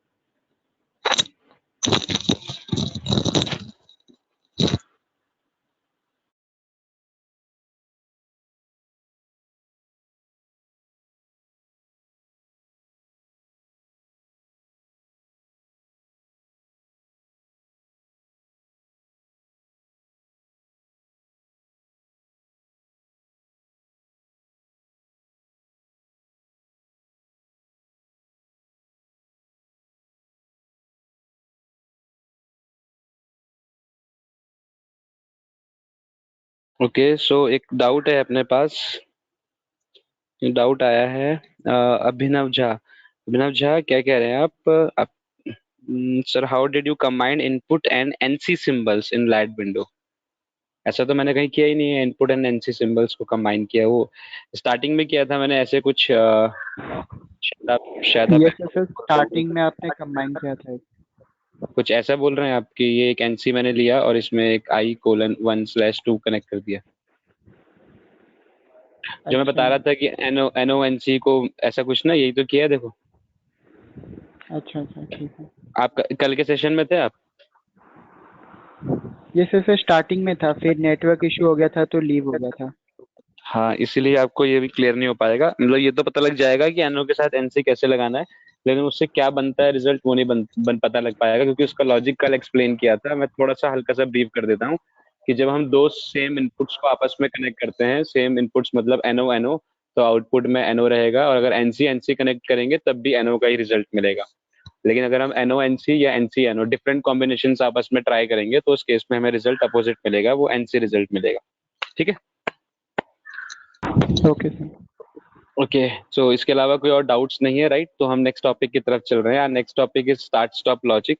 ठीक है, आपके साथ मेरी स्क्रीन ऑलरेडी शेयर है, मैंने वीडियो ऑफ कर दी है क्योंकि अब वीडियो की कोई ऐसा रिक्वायरमेंट नहीं है। हार्डवेयर का थोड़ा सा पार्ट जितना देखना था हमने देख लिया, बाद में जो देखना होगा वो मैं आपको फिर से दिखा दूंगा। आगे प्रोसीड कर रहे हैं स्टार्ट स्टॉप लॉजिक की तरफ। ये हमारा नेक्स्ट टॉपिक है। स्टार्ट स्टॉप लॉजिक में लेट इट सपोज कि हमारी एक टरबाइन है या एक मोटर है, हम किसी इंडस्ट्री में जॉब कर रहे हैं, ठीक है। हम चाहते हैं कि हमारा जो प्रोसेस है वो मॉर्निंग 10 o'clock पे हम जैसे ऑफिस पहुंचे हम उसको ऑन करें, और इवनिंग 5 o'clock पे जब हम लीव करें तो उसको ऑफ कर दें। 10 o'clock पे हम उसको ऑन करना चाहते हैं और 5 o'clock पे ऑफ करना चाहते हैं। तो पहले जो हमारी मोटर है हमने वो एक आउटपुट कनेक्ट कर लिया और इसको O:2/0 एक एड्रेस असाइन कर दिया। हमारे पास एक एलईडी है या एक आउटपुट है या एक मोटर है, जो भी आप इसको बोलना चाहें, कोई भी लोड हो सकता है ये, ठीक है। और इसके लिए हमारे पास एक इनपुट है। इस इनपुट को मैंने 2 दे दिया। मैंने बोला कि जब मैं मॉर्निंग 10 o'clock पे पहुंचूं तो इसको ऑन कर दूंगा, तो ये हमारी मोटर ऑन हो जाएगी, और इवनिंग में जब मैं वापस जाऊंगा तो मैं इसको ऑफ कर दूंगा। तो हमने सिंपली इसके लिए क्या किया, सिंपली हमने इसके लिए प्रोग्राम को डाउनलोड कर लिया, रन किया, ठीक है। जब मैं बटन प्रेस कर रहा हूँ तो मेरी मोटर ऑन हो रही है, और जब मैं बटन को रिलीज कर रहा हूँ तो मेरी मोटर जो है वो ऑफ हो रही है। लेकिन जो पॉइंट है वो क्या है कि मैं बटन को जब तक प्रेस कर रहा हूँ मोटर तब तक ही ऑन है, जैसे ही मैं बटन को रिलीज कर रहा हूँ मेरी मोटर ऑफ हो जा रही है। इसका मतलब ये हुआ कहीं ना कहीं कि अगर मैं अपनी मोटर को ऑन करना चाहता हूँ तो मुझे मॉर्निंग 10 o'clock से इवनिंग 5 o'clock तक उस बटन को होल्ड करके रखना होगा, and that is not feasible for us to hold that button for long time. इसलिए हम इसको किसी और तरह से बनाने की सोचेंगे, क्योंकि ये प्रोग्राम ऐसे नहीं बन पा रहा है। क्योंकि जो हमने इनपुट यूज किया है वो एक टाइप का डायरेक्ट बटन है, और डायरेक्ट बटन से अगर हम इस तरह से आउटपुट लेते हैं तो आउटपुट तो आ जाएगा, लेकिन हम बटन को होल्ड नहीं कर सकते, वो फिजिबल नहीं है हमारे लिए। इसलिए हम क्या कर रहे हैं यहाँ पे, इसलिए मैंने इस पॉइंट पे इनपुट के प्लेस पे, ठीक है, हमने एक टॉगल बटन का यूज किया। टॉगल बटन कौन सा है हमारा? सबसे पहला ये बटन टॉगल है, तो इसका एड्रेस है I:1/0। ये कल एक्सप्लेन किया था मैंने, ठीक। इसको डाउनलोड कर लिया और उसके बाद मैंने इसको रन कर लिया, ठीक। I:1/0 मैंने टॉगल बटन से अगर इसको प्रेस किया तो ये मोटर ऑन हो गई। अब मैंने बटन को रिलीज नहीं किया, मतलब सॉरी, रिलीज कर दिया है, मैंने बटन को होल्ड नहीं किया हुआ है। जैसे हमारे घर के लाइट्स के ऑन ऑफ बटन होते हैं वो टॉगल बटन होते हैं, कल डिस्कस किया था हमने। सेम टू सेम ये I:1/0 एक टॉगल बटन है, इसको अगर आप प्रेस कर दोगे तो ये अपने आप से होल्ड हो जाएगा, आपको इसको पकड़ के नहीं खड़ा रहना पड़ेगा। इसका मतलब ये हुआ कि अब हमारा जो प्रोग्राम था वो सॉल्व हो गया है। मॉर्निंग 10 o'clock पे मोटर को मैंने ऑन कर दिया और इवनिंग में जब मैं जाऊंगा तो मैं इस बटन को दोबारा प्रेस कर दूंगा तो मेरी जो मोटर है वो ऑफ हो जाएगी। लेकिन पॉइंट ये आता है कि हमें कम रिसोर्सेज के साथ भी इंडस्ट्री में वर्क करना होगा और अवेलेबल रहना होगा हर उस कंडीशन के लिए जो कभी भी हमारे सामने आ सकती है, जो अनएक्सपेक्टेड हो सकती है हमारे लिए। इसमें से एक कंडीशन मैं आपको अभी दे रहा हूँ, वो कंडीशन क्या है, फिर उस कंडीशन को सॉल्व कर लेंगे। वो कंडीशन ये है कि आपको इस तरह का प्रोग्राम बनाने के लिए टॉगल बटन की रिक्वायरमेंट है, और अगर स्पेयर पार्ट्स में टॉगल बटन अवेलेबल नहीं है तो आप इस प्रोग्राम को नहीं बना पाएंगे। जैसे कि हमने एनओ को बनाने के लिए एनसी का यूज किया कल, और फिर हमने एनसी को बनाने के लिए एनओ का यूज किया। क्यों यूज किया? क्योंकि हम ये मान के चल रहे थे कि अगर स्पेयर पार्ट में एनओ या एनसी अवेलेबल नहीं है तो हम कैसे एनओ की हेल्प से एनसी और एनसी की हेल्प से एनओ बना सकते हैं। ठीक है, इन द सेम वे अगर स्पेयर पार्ट में टॉगल बटन भी अवेलेबल ना हो तो हमें डायरेक्ट बटन की हेल्प से ही सेम आउटपुट चाहिए होगा। और डायरेक्ट बटन हमारा कौन सा था? I:1/2। तो मैं यहाँ पे इस 0 के एड्रेस को चेंज करके 2 पे लेके चले जाता हूँ। So if I will press this button तो हमारा आउटपुट हाई हो जाएगा, बट प्रॉब्लम कहाँ आएगी कि मुझे इसे होल्ड करना होगा, और होल्ड करना मेरे लिए फिजिबल नहीं है। लेकिन मुझे आउटपुट बिल्कुल ऐसा चाहिए कि मैं इसको होल्ड ना करूं और फिर भी आउटपुट ऑन रहे। तो उसी के लिए हमें क्या करना है, स्टार्ट स्टॉप लॉजिक अपने नेक्स्ट टॉपिक को कवर करना है। ठीक है, तो स्टार्ट स्टॉप लॉजिक क्यों पढ़ रहे हैं ये आपको समझ में आ गया। तो वो जनरली आपको कोई टॉपिक बताता है तो आपको वो ये नहीं बताता कि हम ये टॉपिक क्यों पढ़ रहे हैं। तो मैं आपको एक्सप्लेन कर रहा हूँ, और मैं आपको ये भी बोल रहा हूँ अगर आपको नहीं समझ में आ रहा है तो आप मुझसे 10 बार 20 बार पूछ सकते हैं, मुझे अच्छा लगेगा। लेकिन प्रॉब्लम आप लोग के साथ क्या है कि आप लोग मुझसे कुछ पूछना ही नहीं चाह रहे हैं। ऐसा ऐसा लग रहा है कि जैसे आपको सब समझ में आ रहा है, और मैं ये मान नहीं सकता क्योंकि पीएलसी इतना इजी टॉपिक नहीं है कि आपको एक बार में सब कुछ समझ में आ जाए। ठीक है, चले कोई प्रॉब्लम नहीं है, आगे देखते हैं। तो हमने जब इस 2 को प्रेस किया तो इस बटन को प्रेस करने से आउटपुट मेरा हाई हो रहा है, लेकिन इसको रिलीज करने से आउटपुट लो हो रहा है। बट मैं चाहता हूं कि मैं रिलीज कर दूं फिर भी आउटपुट हाई रहे। तो according to start stop logic what I am going to do, मैं इस इनपुट के साथ एक होल्ड लॉजिक लगाऊंगा। होल्ड लॉजिक लगाने के लिए हम फीडबैक सिस्टम पे काम करेंगे। और फीडबैक आप पढ़ चुके हैं क्लोज लूप सिस्टम्स में, कंट्रोल सिस्टम्स में। फीडबैक में क्या करते हैं कि हम अब जो भी हमारा आउटपुट है उसको एज अ इनपुट यूज करते हैं। तो मैंने पैरेलल में एक फीडबैक लगाया और उसमें एक एनओ का सिंबल लिया और एड्रेस वही ले लिया जो हमारा आउटपुट का एड्रेस है। आउटपुट है हमारा O:2/0, तो वही सेम एड्रेस मैंने यहाँ पे यूज कर लिया। ठीक है, एक मैंने आपको लिमिटेशन बताई थी कल कि हम आउटपुट का सिंबल इनपुट साइड पे यूज नहीं कर सकते और इनपुट का सिंबल आउटपुट साइड पे यूज नहीं कर सकते। तो मैंने यहाँ पे सिंबल यूज नहीं किया है, मैंने सिर्फ एड्रेस यूज किया है, क्योंकि सिंबल मैंने इनपुट का ही यूज किया हुआ है। तो मैं कर क्या रहा हूँ एक्चुअली, मैं अपने आउटपुट को इनपुट की तरह बिहेव करा रहा हूँ फीडबैक प्रोवाइड करने के लिए, क्लोज लूप सिस्टम बनाने के लिए। इतना करने से क्या होगा ये देख लेते हैं। मैंने डाउनलोड किया, रन किया, जैसे ही मैंने प्रोसेस को स्टार्ट करने से मेरी मोटर ऑन हो गई, और आप देख सकते हैं कि मैंने बटन छोड़ दिया है, बटन मेरा प्रेस नहीं है। तो हुआ क्या होगा, जैसे ये बटन प्रेस हुआ यहाँ से करंट पास हुआ, इस करंट के पास होने से ये आउटपुट हाई हुआ, इसके हाई होने से सेम एड्रेस की एनओ यहाँ पे लगी है ये भी हाई हुई, और वो होल्ड हो गया क्योंकि अब पैरेलल से एक पाथ बन गया है। क्योंकि जब ये हाई हुआ होगा तो ये हाई होने से क्लोज हुआ, क्लोज होने से करंट पास हुआ, और करंट पास हुआ, एक बार अगर करंट का फ्लो बन गया तो वह परमानेंट फ्लो हो रहा है। इसको बोलते हैं हम क्लोज लूप सिस्टम या फीडबैक। ठीक है, ये हमारा स्टार्ट लॉजिक बन गया, लेकिन स्टॉप लॉजिक नहीं बना अभी। हमने सिर्फ अपने मोटर को मॉर्निंग 10 o'clock पे स्टार्ट कर दिया। अब इवनिंग 5 o'clock पे मुझे इसको ऑफ करना है, और अगर मैं सेम बटन प्रेस करूं ऑफ करने के लिए भी तो ये ऑफ नहीं करेगा, क्योंकि ये तो फिर से करंट पास करेगा, क्योंकि करंट तो उसके पास ऑलरेडी पास हो रही है। तो ऑफ कोई भी प्रोसेस तब होगा जब हम उसके पाथ को ब्रेक कराएंगे या फिर उसके पास जो करंट पास हो रही है उसको ब्लॉक करेंगे। तो उस करंट को ब्लॉक करने के लिए मैं क्या कर रहा हूँ, मैं यहाँ पे एक एनसी लगा रहा हूँ। ठीक है, एनसी को मैं एक नया एड्रेस दे रहा हूँ I:1/3 का। ठीक, अभी डाउनलोड करते हैं और रन करते हैं। ये एनसी है, एनसी का मतलब ये क्लोज है, क्लोज का मतलब है कि ये इनिशियली कोई भी इशू क्रिएट नहीं करेगी, ये करंट को पास होने देगा। जब मैं 2 को प्रेस करूंगा तो मैंने 2 को प्रेस किया, 2 करंट पास कर रहा है। अभी मैंने 2 को रिलीज नहीं किया, केस को समझ रहे हैं। मैंने 2 को प्रेस किया, करंट पास हो रहा है, ये करंट पास कर रहा है क्योंकि ये ऑलरेडी क्लोज है। तो इसलिए आउटपुट हाई हो गया है। आउटपुट हाई हुआ है तो नीचे होल्ड भी हो गया है, ठीक है। अब करंट के पास दो पाथ हैं ट्रेवल करने के लिए, एक ये वाला पाथ ए पाथ और दूसरा बी पाथ जो कि पैरेलल पाथ है। तो करंट दोनों पाथ से फ्लो हो रही है और मेरा आउटपुट हाई है। जैसे ही मैं बटन को रिलीज करूंगा तो करंट पैरेलल पाथ से फ्लो होती रहेगी, क्योंकि पैरेलल पाथ का ऑप्शन उसके पास अवेलेबल है। Current parallel path B path से ट्रेवल हो रही है और आउटपुट हमारा होल्ड हो गया है। ये तो हो गया स्टार्ट लॉजिक जो हम ऑलरेडी समझ चुके हैं। अब जब मैं स्टॉप करूंगा तो स्टॉप किसको करूंगा प्रेस? मैं 3 को। तो जैसे ही मैंने 3 को प्रेस किया, करंट का पाथ ब्रेक हो गया। करंट का पाथ ब्रेक होने से हमारा आउटपुट लो हो गया, और जब यहाँ पे लो हुआ तो यहाँ भी लो हो गया। इसका मतलब अब पीछे से कोई करंट पास नहीं हो रही है। मैं अगर बटन को छोड़ भी देता हूँ, जैसे कि मैंने अभी छोड़ दिया है, तब भी कोई करंट पास नहीं हो पा रहा है। तो ये हो गया हमारा स्टार्ट स्टॉप लॉजिक। क्यों बनाया हमने ये? किसी भी मोटर को मॉर्निंग 10 ओ क्लॉक पे ऑन करना या 5 ओ क्लॉक, या टाइम तो वेरी कर सकता है, मतलब एक पर्टिकुलर टाइम पे ऑन करना और उस दूसरे पर्टिकुलर टाइम पे उसको ऑफ करने के लिए इस लॉजिक को बनाया। दूसरा ये लॉजिक हमने इसलिए बनाया क्योंकि हम चाह रहे थे कि हम अपने टॉगल बटन को क्या कर सके, रिप्लेस कर सकें। अगर टॉगल बटन स्पेयर में नहीं है तो भी हम प्रोग्राम बना सकें हर वर्स्ट से वर्स्ट कंडीशन में, ठीक है। और एक और चीज हमें इस लॉजिक से क्लियर हुई कि किसी भी आउटपुट का पाथ क्रिएट करने के लिए एनओ का यूज करते हैं और पाथ ब्रेक करने के लिए एनसी का यूज करते हैं। फिर से समझ रहे हैं, पाथ क्रिएट करने के लिए एनओ का यूज करते हैं और पाथ ब्रेक करने के लिए एनसी। क्यों? क्योंकि अगर हम एनओ का यूज करेंगे तो वो हाई होने पे एनसी बन जाएगा, और एनसी बनेगा तो पाथ क्रिएट हो जाएगा। और अगर हम एनसी यूज करेंगे ब्रेक करने के लिए तो वो क्या करेगा, हाई होने पे एनसी से एनओ बन जाएगा, एनओ बनते ही ओपन होगा, ओपन होगा तो पाथ ब्रेक हो जाएगा, करंट पास नहीं हो पाएगा। इसलिए लॉजिक को ऑन करने के लिए, पाथ क्रिएट करने के लिए एनओ, और लॉजिक को ऑफ करने के लिए, पाथ ब्रेक करने के लिए एनसी का यूज किया जाता है। वापस आते हैं पीजीएम मोड पे। अब पॉइंट ये आता है कि हम जो भी प्रोसेस किया अभी तक वो सब मैनुअल प्रोसेस था। अब इसको थोड़ा सा ऑटोमेशन की तरफ लेके चलते हैं। ऑटोमेशन की तरफ ले जाने का मतलब क्या हुआ कि हमने क्या बोला कि मॉर्निंग 10 ओ क्लॉक पे ऑन करो, इवनिंग 5 ओ क्लॉक पे ऑफ करो।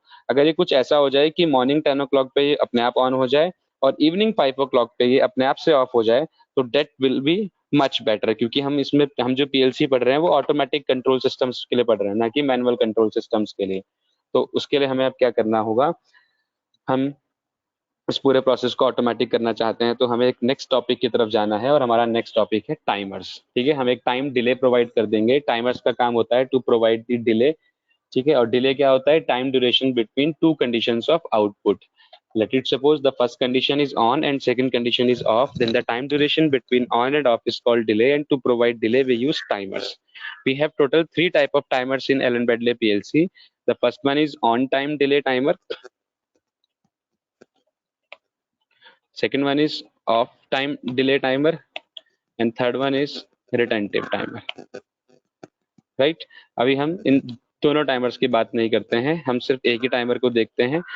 इसको हम बोलते हैं इस पीएलसी में टी ऑन, ठीक है। जैसे इनपुट का एड्रेस है, आउटपुट का एड्रेस है, ऐसे ही टाइमर का एड्रेस होता है T4:0 से लेकर के T4:39। Total we have 40 timers.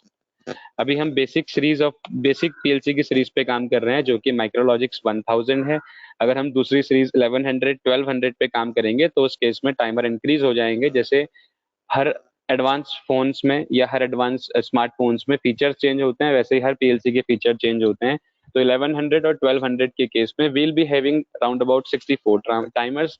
In case of 1400 and 1500 series will be having near about 128 timers. So अभी हमारी 1000 है तो उसी के अकॉर्डिंग लेके चलते हैं। We have total 40 timers starting from 0 to 39। The address is T4:0 to T4:39, right. Timers का यूज होगा to provide the delay as we discuss. Timer is a type of coil, that's why we use this in output side. Output side पे हम इसको use करते हैं क्योंकि एक type की कॉइल है, और अगर हम आउटपुट साइड पे यूज करेंगे तो हम इनपुट ले भी सकते हैं और नहीं भी ले सकते, वो हमारी चॉइस है। कोई ऐसा मस्ट नहीं है कि इनपुट इसके पास ऑलवेज होना चाहिए, ठीक है। हम टाइमर्स वाला प्रॉब्लम क्यों पढ़ रहे हैं? क्योंकि हम ये चाहते हैं कि हम मॉर्निंग 10 ओ क्लॉक पे ऑन करें और इवनिंग 5 ओ क्लॉक पे ये ऑटोमेटिकली ऑफ हो जाए, ठीक। तो हम टाइमर्स को अप्लाई करके देखते हैं कैसे अप्लाई होंगे टाइमर्स। मैं इस स्टार्ट स्टॉप लॉजिक को डिलीट कर ले रहा हूँ, ठीक है। आप इसको ध्यान में रखेंगे, स्क्रीनशॉट ले सकते हैं इसका, ठीक है। इसको बाद में फिर यूज में जब लाना होगा तब लेके आएंगे। फिलहाल मैंने एक टाइमर लेना है, तो मैंने एक इनपुट लिया और एक टाइमर लिया, ठीक है।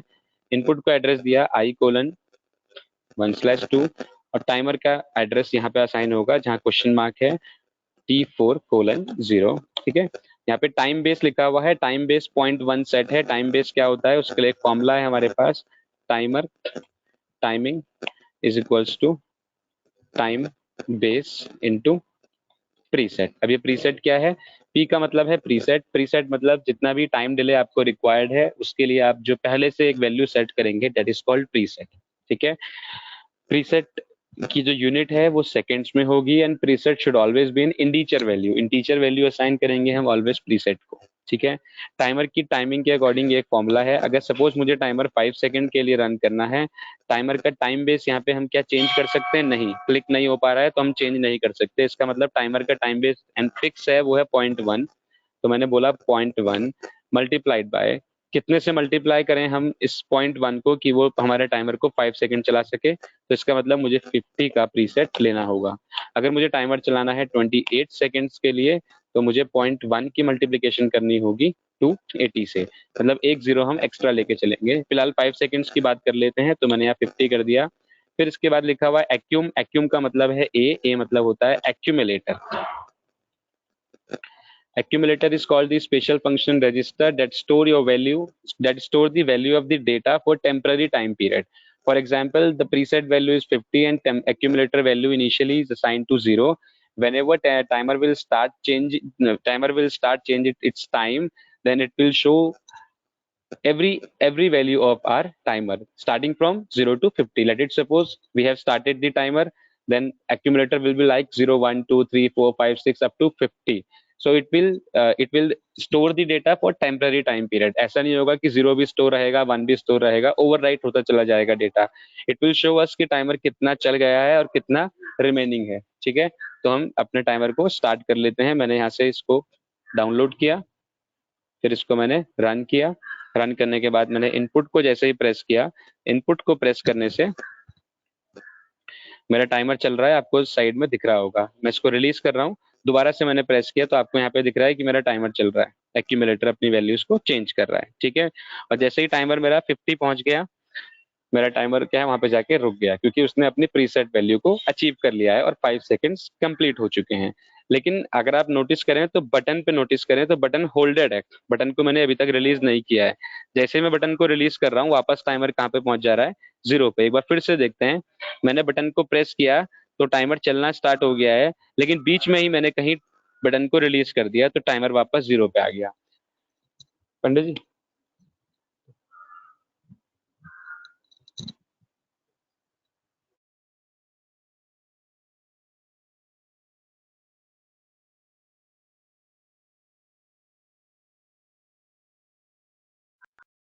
ठीक है। तो मैं किस पॉइंट पे था कि हमने क्या कर लिया, हमने हमने जब तक हमने इनपुट को प्रेस करके रखा तब तक ही हमारा आउटपुट हाई रहा। जैसे ही हमने इनपुट को रिलीज किया, हमारा जो आउटपुट है वो क्या हो गया, सॉरी, हमारा टाइमर तब तक ही चला और जैसे ही हमने इनपुट को रिलीज किया, हमारा जो टाइमर है वो बंद हो गया। मतलब ये हुआ कि टाइमर को चलने के लिए भी एक ऐसे करंट की रिक्वायरमेंट है जो, या एक ऐसे लॉजिक की रिक्वायरमेंट है जो उसको कंटिन्यूअस मिलता रहे या करंट कंटिन्यूअस मिलता रहे, सो दैट टाइमर हमारा पूरा चल सके। और ऐसा लॉजिक हम सिर्फ कहाँ से लेके आ सकते हैं, स्टार्ट स्टॉप लॉजिक से, जो भी हमने लास्ट टॉपिक पढ़ा था। तो हम एक काम करते हैं, इस टाइमर को चलाने के लिए एक स्टार्ट स्टॉप लॉजिक बना लेते हैं, वापस जो भी बनाया था इससे पहले। I:1/2 एक इनपुट लिया था, एक स्टॉप करने के लिए हमने 3 लिया था, एक आउटपुट लिया था हमने O:2/0, और वही आउटपुट मैंने यहाँ असाइन कर लिया। और इसी आउटपुट को क्या बना लेता हूँ मैं, टाइमर का इनपुट, ठीक है। अभी चेक करते हैं कि क्या ये टाइमर पूरा चल पा रहा है कि नहीं। मैंने स्टार्ट करके बटन को रिलीज कर दिया, लेकिन टाइमर अभी भी चल रहा है। इसका मतलब टाइमर को अब कंटिन्यूअस करंट मिल रही है और उस कंटिन्यूअस करंट की हेल्प से हमारा टाइमर वर्क करना स्टार्ट कर गया है। क्लियर हो गया आपको ये, ठीक है। टाइमर को चलने के लिए कंटिन्यूअस करंट चाहिए, और कंटिन्यूअस करंट हम आइदर टॉगल बटन से ले सकते हैं, और टॉगल बटन नहीं यूज करना है तो डायरेक्ट, और डायरेक्ट बटन यूज करना है तो start stop logic, so that हमारा जो इनपुट है वो होल्ड हो सके। लेकिन अब पॉइंट ये आता है कि हम टाइमर को चलाने के लिए ऐसा इनपुट यूज कर रहे हैं जो होल्ड हो सके, ठीक है। लेकिन हमने जो ये टाइमर पढ़ा था वो इसलिए पढ़ा था सो डैट कि हम अपनी मोटर को स्टार्ट कर सके मॉर्निंग में, और वो इवनिंग में अपने आप ऑफ हो सके। लेकिन अभी हम अगर जो देख रहे हैं वो हम क्या देख रहे हैं कि जो मोटर है वो तो टाइमर को चला रही है। मतलब मोटर किस पे डिपेंडेंट है, खुद पे डिपेंडेंट है। मोटर टाइमर पे डिपेंडेंट होनी चाहिए, बट यहाँ उल्टा हो रहा है क्योंकि टाइमर ही मोटर पे डिपेंड कर रहा है। ठीक है, तो उसके लिए हम क्या कर सकते हैं, हम यहाँ पे हमारी जो मोटर है वो किस पे कनेक्टेड है, 0 पे कनेक्टेड है। तो हम एक काम कर लेते हैं, अपनी मोटर को किसी और एड्रेस पे ले चलते हैं। सपोज मैंने बोला कि मोटर अब 0 पे कनेक्ट नहीं होगी, अब मोटर कनेक्ट होगी 1 पे। तो मोटर को मैं 1 पे कनेक्ट कर रहा हूँ, इस एड्रेस को चेंज कर लिया, इस एड्रेस को भी चेंज कर लिया, और इस एड्रेस को भी चेंज कर लिया।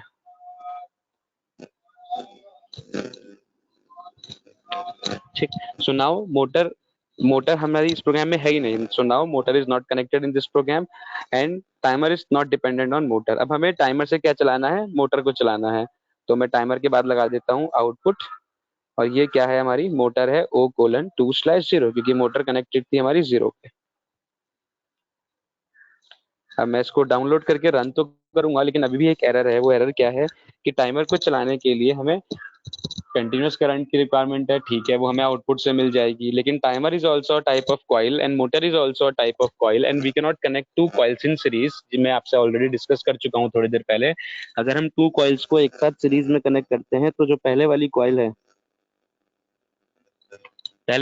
है वो सारा का सारा वोल्टेज कंज्यूम कर लेगी और सेकंड वाली कॉइल को कुछ भी नहीं मिल पाएगा, इसलिए पाथ कंप्लीट नहीं होगा, और पाथ कंप्लीट नहीं होगा तो दोनों में से एक भी कॉइल नहीं ऑन हो पाएंगे। ठीक है, तो अभी क्या करते हैं, इसका मतलब ये हुआ कि जो ये मोटर है ये ऐसे कनेक्ट नहीं हो सकती सीरीज में, तो पैरेलल में कनेक्ट कर लेते हैं। अगर हम पैरेलल में कनेक्ट कर लेंगे ऐसे तो शायद ये चल जाए। ठीक है, तो मैंने पैरेलल में लगा लिया, यहाँ पे मैंने अब मोटर लगा ली। लेकिन जब भी हम पैरेलल में कनेक्ट करेंगे तो एक इशू और आएगा। वो इशू क्या है कि हमारी जो मोटर है O:2/0, ये जो हमारी मोटर है, ठीक है, ये किस पे डिपेंड करनी चाहिए थी, टाइमर पे, लेकिन ये तो पैरेलल में कनेक्ट हो गई है, और पैरेलल में कनेक्ट होने से ये हमारे टाइमर से इंडिपेंडेंट हो गई है।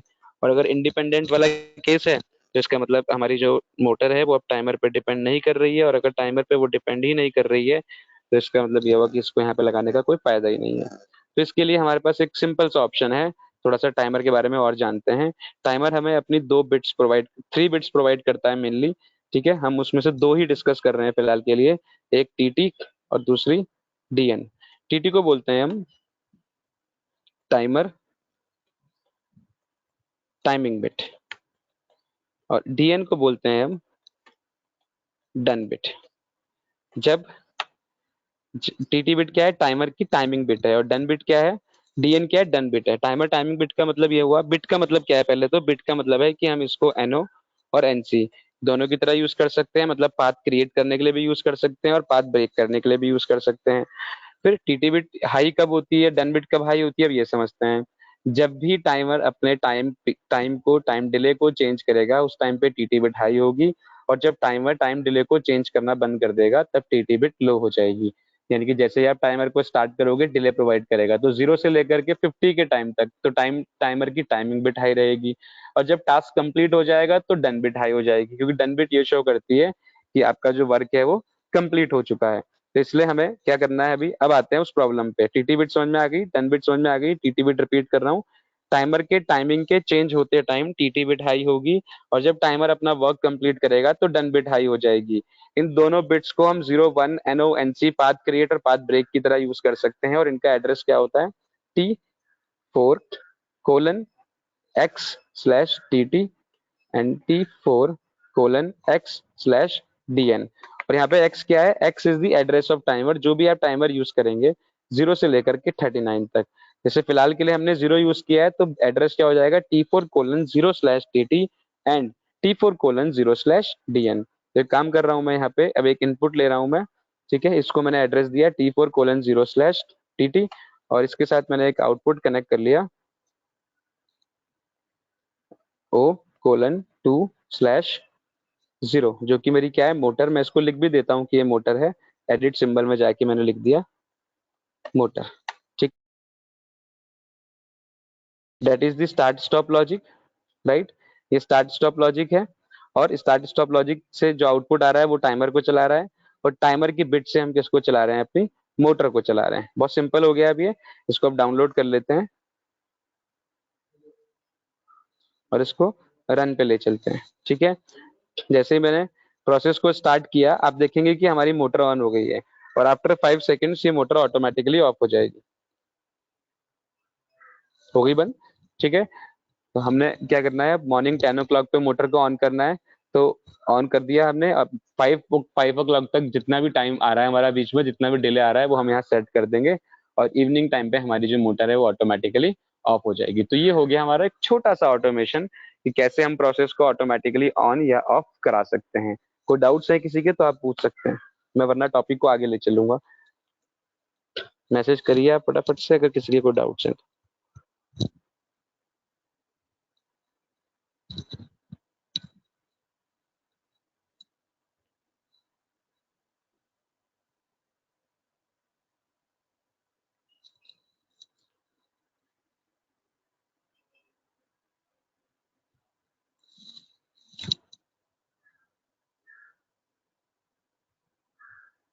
ओके अभिनव, आप एक मैसेज आया आपका मेरे पास, ऑटोमेटिक ऑन कैसे करेंगे?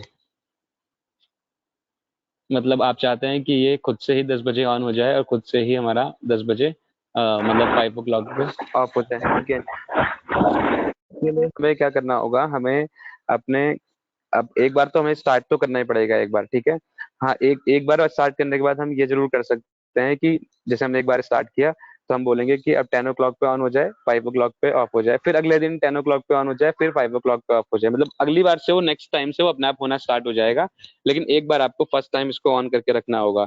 तो फर्स्ट टाइम ऑन करने के लिए तो आपने ये रख लिया। ठीक है, अब ऑन ऑफ करने के लिए आपको मैं एक छोटा सा प्रोग्राम बनाता हूँ, उससे आपको ये क्लियर हो जाएगा। एक काम करते हैं, हम पहले एक टाइमर और लगाते हैं। ठीक है, अभी आपकी प्रॉब्लम सॉल्व हो जाएगी। एक और इसी के साथ हम एक और क्वेश्चन सॉल्व कर रहे हैं, उससे आपको इसका सोल्यूशन मिल जाएगा।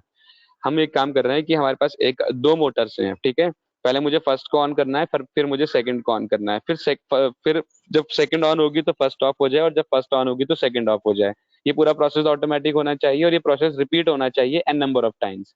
ठीक है, 5 सेकंड के लिए पहली मोटर को चलाएंगे और 5 सेकंड के लिए ही दूसरी मोटर को चलाएंगे। ठीक, तो दूसरी जो मोटर है इसको पहले नेम असाइन कर देते हैं मोटर 1।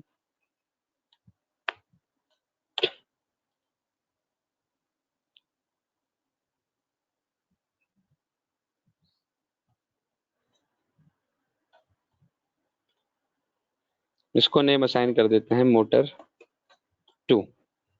ठीक, अब मुझे 5 सेकंड के 2 डिलेस चाहिए, जबकि मेरे पास जो टाइमर है वो सिर्फ एक ही है। राइट, एक ही टाइमर है जिसका डिले 5 सेकंड है। तो मुझे एक और टाइमर चाहिए जिसका डिले मैं कितना सेट कर सकूं, 5 सेकंड सेट कर सकूं। तो मैं एक और टाइमर ले रहा हूँ इसके पैरेलल में। पैरेलल में क्यों ले रहा हूँ, क्योंकि टाइमर को चलाने के लिए मुझे एक ऐसा इनपुट चाहिए जो होल्ड हो, और ऐसा इनपुट कहाँ से आ रहा है, स्टार्ट स्टॉप लॉजिक से।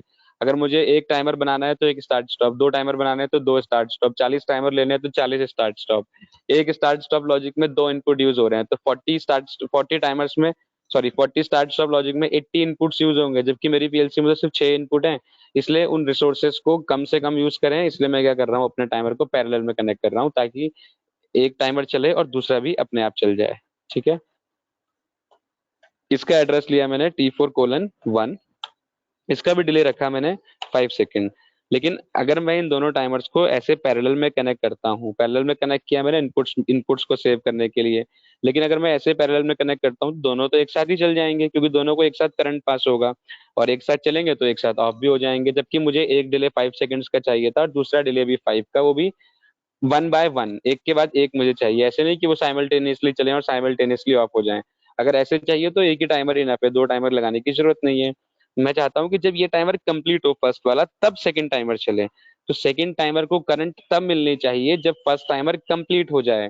अगर हम फोकस करें कंप्लीट वर्ड पे तो कंप्लीट वर्ड से हमें एक बिट समझ में आएगी, वो कौन सी बिट है, डन बिट। ये मैंने आपको अभी समझाई थी कि डन बिट तब हाई होती है जब मेरा टाइमर अपना वर्क कंप्लीट कर देता है। तो इसको हम तब तक करंट नहीं पास होने देंगे जब तक मेरा पहला वाला जो टाइमर है वो कंप्लीट नहीं हो जाता। और पहले वाले टाइमर के कंप्लीट होने का मतलब है उसकी डन बिट से।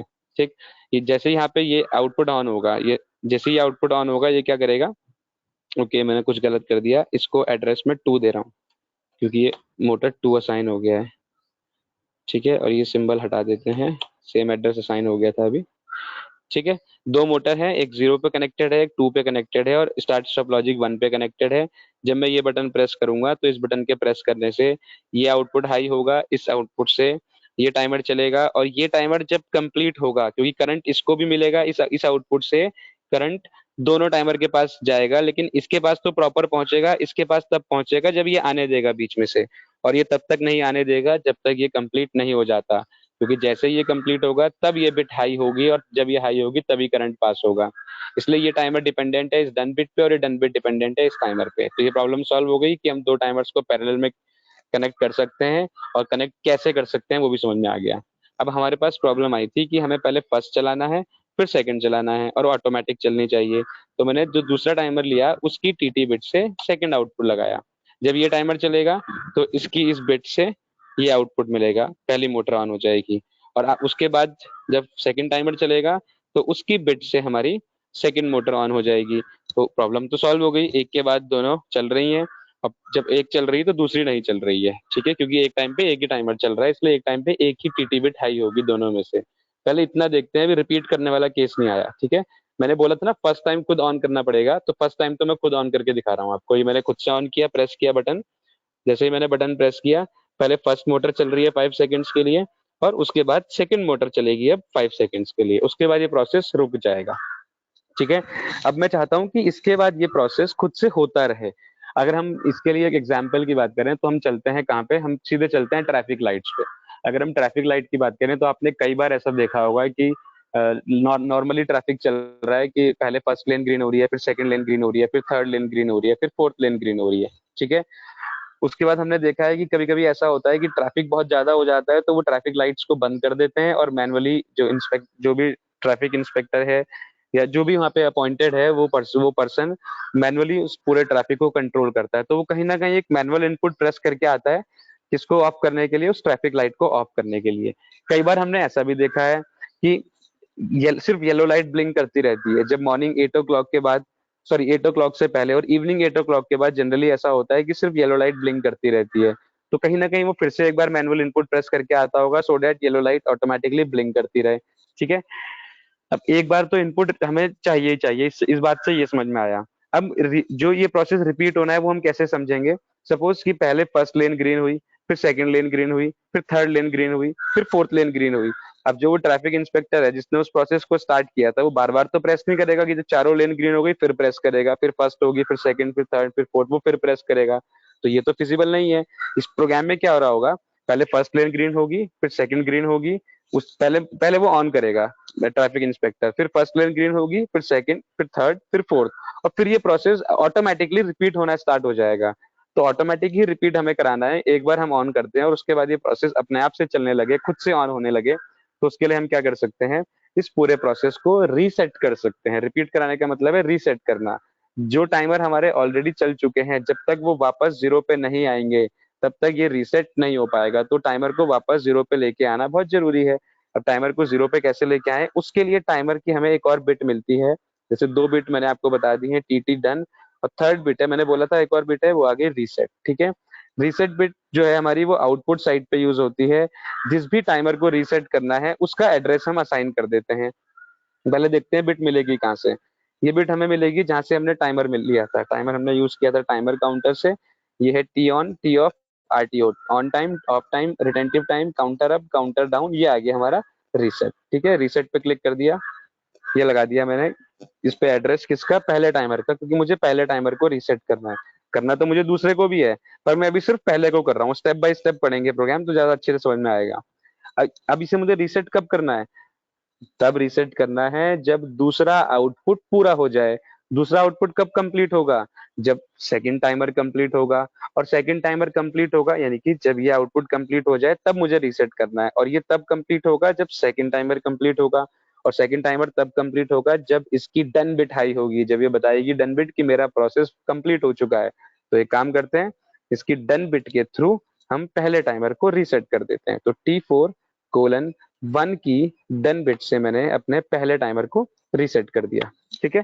पहले इतना ही रन करके देखते हैं कि क्या इससे मेरा आउटपुट आ जाएगा। एक बार मैंने ऑन किया, ठीक है, पहले फर्स्ट मोटर चल रही है, और उसके 5 सेकंड्स के बाद दूसरी मोटर भी चल गई। फिर दोबारा रिपीट हो गया, फर्स्ट मोटर चली और इसके बाद सेकंड मोटर चली, तो मेरा तो प्रोसेस ही कंप्लीट हो गया है। मुझे दूसरे टाइमर को तो रीसेट करना ही नहीं पड़ा। आप दोबारा से देखिए, कोई डाउट्स हैं तो पूछिए, फिर मैं ये क्लियर करूंगा कि दूसरा टाइमर कैसे रीसेट हुआ। देखते रहिए इसको क्या हो रहा है। ठीक है, हमारा जो प्रोसेस है वो किस तरह से हुआ, मैं इसको ऑफलाइन पे लेके जा रहा हूँ। देखिए, जब हमारा ये टाइमर कंप्लीट हुआ तो इसकी डन बिट हाई हुई, इसकी डन बिट से ये टाइमर चला, और जब ये कंप्लीट हुआ तो ये डन बिट हाई हुई, और जब ये डन बिट हाई हुई तो इसने T4:0 को रीसेट किया। रीसेट करने का मतलब है कि उसके एक्यूमुलेटर को, जो कि 50 हो चुका है, उसको वापस कहाँ पे ले गया, 0 पे ले गया। और जब ये टाइमर 0 पे चला गया तो इसकी डन बिट भी तो 0 पे चली जाएगी ना, क्योंकि डन बिट तब हाई होती है जब टाइमर कंप्लीट होता है, और जब एक्यूमुलेटर ही 0 पे चला गया तो इसका मतलब उसने कुछ किया ही नहीं है, वो कंप्लीट ही नहीं हुआ है, वो तो अभी स्टार्ट भी नहीं हुआ है इवन, तो इसलिए उसकी डन बिट भी 0 हो गई।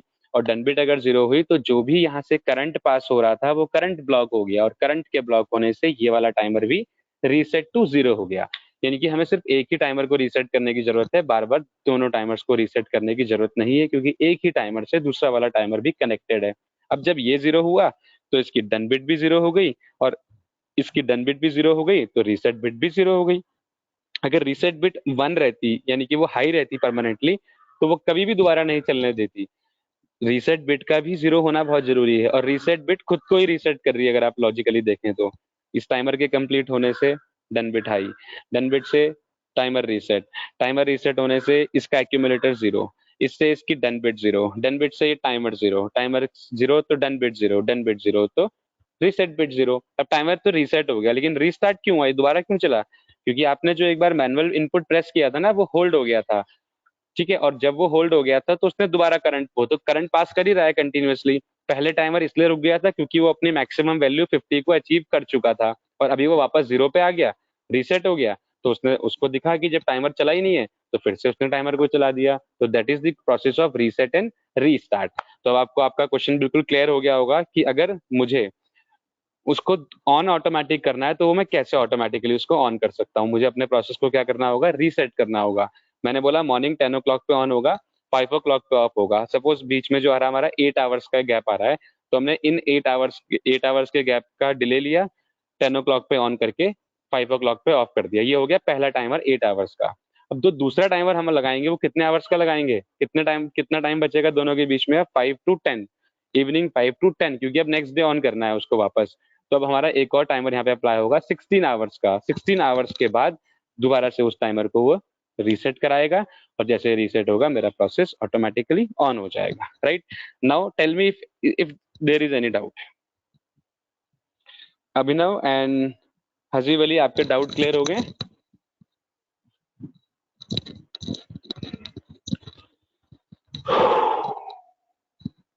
Yes, okay, that is very good.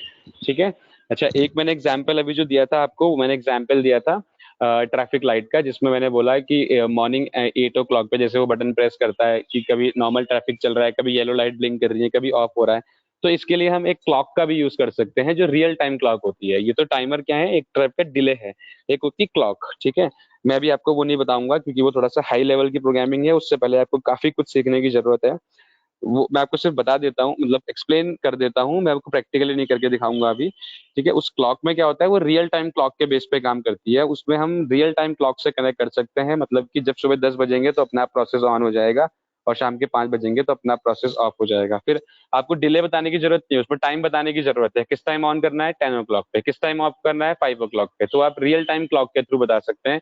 जैसे आपने बोला कि सुबह 8 बजे से शाम के 8 बजे तक, इवनिंग 8 o'clock तक नॉर्मल ट्रैफिक चलेगा, और फिर वापस 8 बजे के बाद येलो लाइट हो जाएगी, फिर मॉर्निंग 8 o'clock पे येलो लाइट बंद हो जाएगी। तो ये सब आप किस पे सेट कर सकते हैं, रियल टाइम क्लॉक में जाके, कि 8 o'clock पे ये प्रोग्राम चलना बंद हो जाएगा और ये प्रोग्राम चलना स्टार्ट हो जाएगा, फिर इवनिंग 8 o'clock पे ये प्रोग्राम बंद हो जाएगा और वो वाला प्रोग्राम चलना स्टार्ट हो जाएगा। तो that you can connect with real time clock. जो प्रोग्राम हमने बनाया, ठीक है, मैं इसको थोड़ा सा और बड़ा कर रहा हूँ, लेकिन अब मैं इसको लेके चलता हूँ एक्चुअल सॉफ्टवेयर पे, जो हमारा पीएलसी का सॉफ्टवेयर है। ठीक है,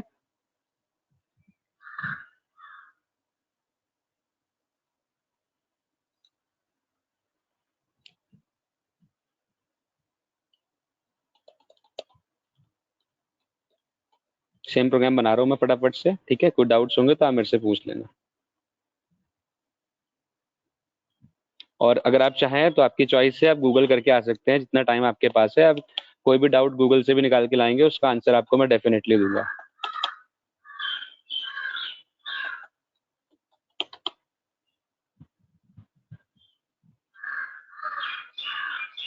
ठीक है, हमारी मोटर कनेक्टेड थी 0 और 2 पे, तो इसको 1 ले लेते हैं।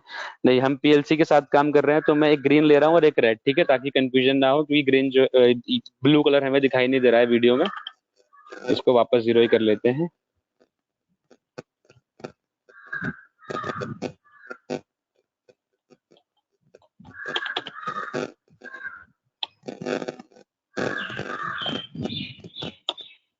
देखिए, आप नोटिस कर रहे हैं इसमें जो टाइम बेस है उसके तीन ऑप्शन आ रहे हैं, 1.01 and 0.001।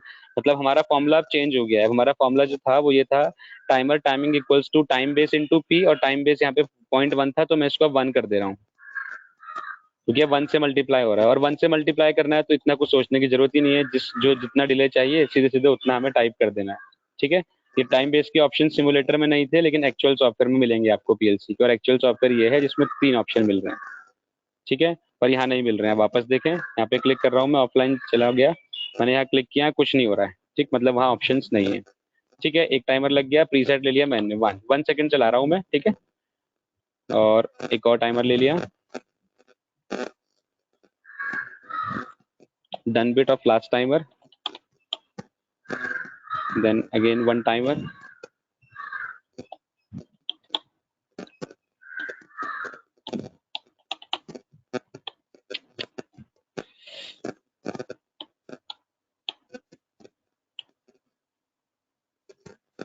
One, and again 1 second का डिले, ठीक है। अब एक इनपुट एक output, TT bit of first timer T4:0/TT, and first LED, sorry LED ले रहे हैं हम, कौन सी, रेड वाली, 0.0/2। Copy the rung, paste it to next line, let's change it to T4:1, and then this is the 3, ठीक है। और इसको रीसेट करना है, so last line is there, and timer counters RES reset T4:0 की done bit से process को reset कर लेते हैं। रीसेट करना है T4:0, ठीक है। मैं इसको डाउनलोड कर लेता हूँ, पहले कम्युनिकेशन चेक कर लेते हैं।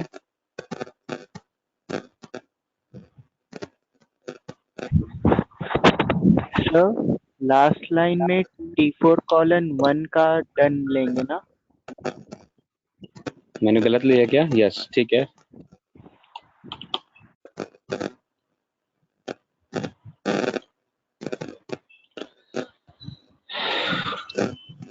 देखिए, ये भी बीच में अटक गया ना, ये ऐसे ऑटो कॉन्फ़िगरेशन कम्युनिकेशन होते हुए, क्योंकि जब मैंने इस पे कम्युनिकेशन पे क्लिक किया उस समय मेरी पीएलसी ऑफ थी, ठीक है। अब इसको पूरा होने देते हैं पहले।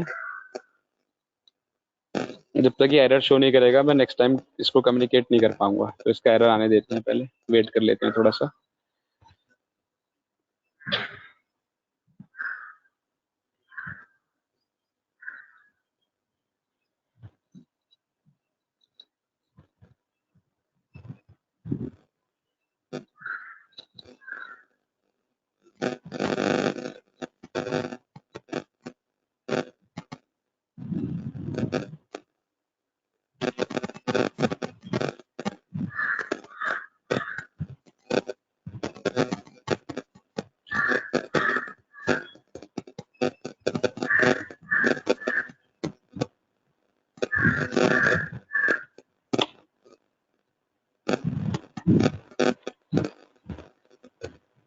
So now configuration is successful. Click OK, click close, minimize, and let's download this program। फिर मैं वीडियो शेयर करूंगा आपके साथ। प्रोग्राम में एरर्स हैं, फाइंड आउट करते हैं एरर्स को। यहाँ क्लिक किया मैंने, एरर है यहाँ पे, ये एड्रेस हमने गलत नोट किया, 0.0/0, ठीक है। अभी डाउनलोड करते हैं।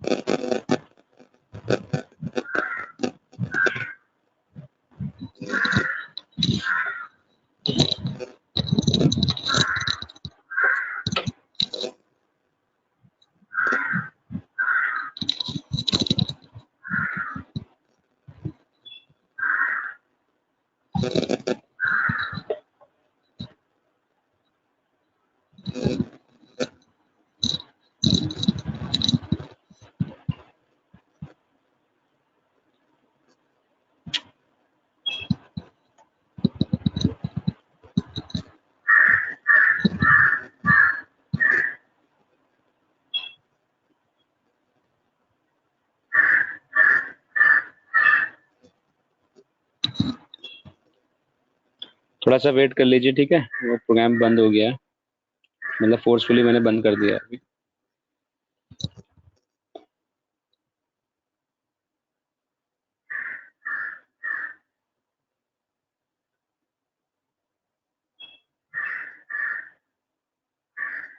ठीक है, अभी डाउनलोड करता हूँ मैं इसको एक बार।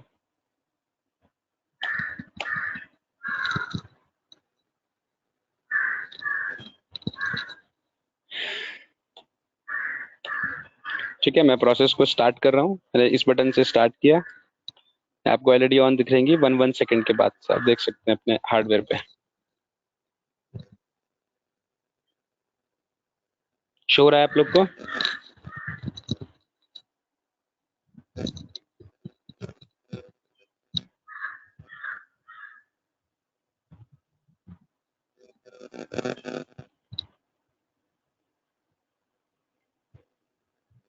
ठीक है, अब मुझे बताइए अगर आपके कोई डाउट्स हैं तो।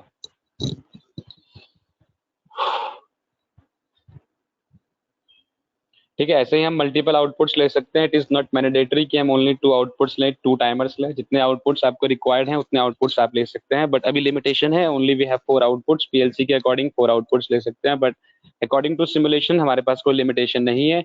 आप जितने नंबर ऑफ इनपुट आउटपुट्स लेना चाहें उतने नंबर ऑफ इनपुट आउटपुट्स आप ले सकते हैं, राइट। सर अगर हमें इसे थोड़ी देर के लिए ऑफ करना है और हम चाहते हैं कि उस टाइम के बाद फिर अपने आप ये स्टार्ट हो जाए, तो क्या करेंगे? तो एक टाइमर और लगा देंगे। बताओ मुझे कितनी देर के लिए ऑफ करना है, वैसा कर लेते हैं। 1 सेकंड 2 सेकंड के लिए ऑफ कर लेते हैं। ठीक है, 2 सेकंड्स के बाद हम इस प्रोसेस को रिपीट कराएं, राइट। हाँ मैंने यहाँ पे एक और टाइमर इंट्रोड्यूस कर दिया। अभी हार्डवेयर पे एज इट इज चलता रहेगा क्योंकि वो लास्ट प्रोग्राम को रन कर रहा है, ठीक है। मैं प्रोग्राम चेंज कर रहा हूँ, वो आपको सॉफ्टवेयर में दिखेगा। तो मैंने यहाँ पे एक और टाइमर इंट्रोड्यूस किया, T4:1 की डन बिट से एक टाइमर लगा रहा हूँ मैं, T4:2। और आपने बोला 2 सेकंड्स, तो मैंने इसका प्रीसेट 2 कर दिया, ठीक है। अब जो हम रीसेट 1 से कर रहे थे, अब मैं उसको रीसेट कर रहा हूँ 2 से, ठीक है। बस नेक्स्ट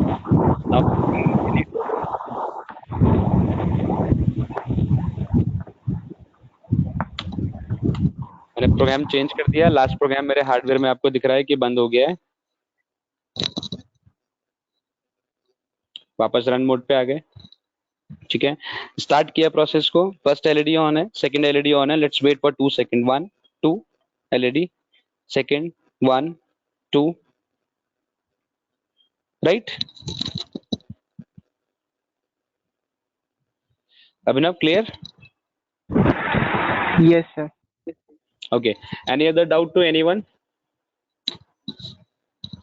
ठीक है, तो ये हमारा थोड़ा सा पार्ट हो गया पीएलसी का, जिसमें हमने अपने टाइमर्स को चलाना सीख लिया। इसके अलावा पीएलसी का सिलेबस बहुत वास्ट है, जैसे कि इसके बाद पीएलसी में काउंटर्स आते हैं, फिर काउंटर्स के बाद ब्लॉक्स आते हैं, फिर वर्किंग डायग्राम्स आते हैं, फिर उसके बाद प्रोग्राम कंट्रोल इंस्ट्रक्शंस आती हैं, फिर उसके बाद हम पीएलसी जब कंप्लीट करते हैं तो हम स्काडा स्टार्ट करते हैं। अब जब स्काडा कंप्लीट करते हैं तो उसके बाद पीएलसी और स्काडा आपस में दोनों को कम्युनिकेट कर लेते हैं। तो प्रोसेस थोड़ा सा पीएलसी स्काडा का लेंदी है, ठीक है। लेकिन इतना जरूर है कि पीएलसी स्काडा सीखने के पास आपके पास इंडस्ट्रीज में जॉब अपॉर्चुनिटीज बहुत अच्छी हैं, क्योंकि हर इंडस्ट्री खुद को ऑटोमेशन में कन्वर्ट कर रही है। प्लस अगर आप पीएलसी स्काडा के थ्रू निकलते हैं तो आपको अच्छे पैकेजेस भी मिलेंगे as compare to any other field. और एक और फील्ड बहुत अच्छी है, वीएलएसआई। अगर आप वीएलएसआई को चूज करते हैं तो आप बहुत हाईएस्ट पैकेज पे जाएंगे, वो पीएलसी स्काडा से भी हाईएस्ट पैकेज होगा। इसलिए पीएलसी स्काडा वीएलएसआई ये टॉपिक थोड़े से टफ हैं, इसलिए आई विल रिकमेंड आप फ्यूचर में कभी भी पीएलसी स्काडा कोर्स को ज्वाइन करते हो एनीवेयर एल्स, चाहे मैं ऐसा नहीं बोल रहा हूँ कि आप मेरे पास ही ज्वाइन करो, आप कहीं भी जहां भी ज्वाइन करते हो उस केस में आपको इतना जरूर ध्यान रखना है कि पीएलसी स्काडा की एक भी क्लास मिस नहीं करनी है। अगर आपने पीएलसी की एक भी क्लास मिस कर दी तो आप उसकी नेक्स्ट क्लास में बैठने लायक नहीं रहोगे, आपको कुछ भी समझ में नहीं आएगा और आपके सिर के ऊपर से निकलेगा, ठीक है। मैं सेशन को यहीं पे वाइंड अप कर रहा हूँ। इफ एनी डाउट तो आप मुझे बता दीजिए, और जिसके डाउट्स नहीं है वो वन बाय वन सेशन को लीव करना स्टार्ट कर सकता है। Thank you so much from my side.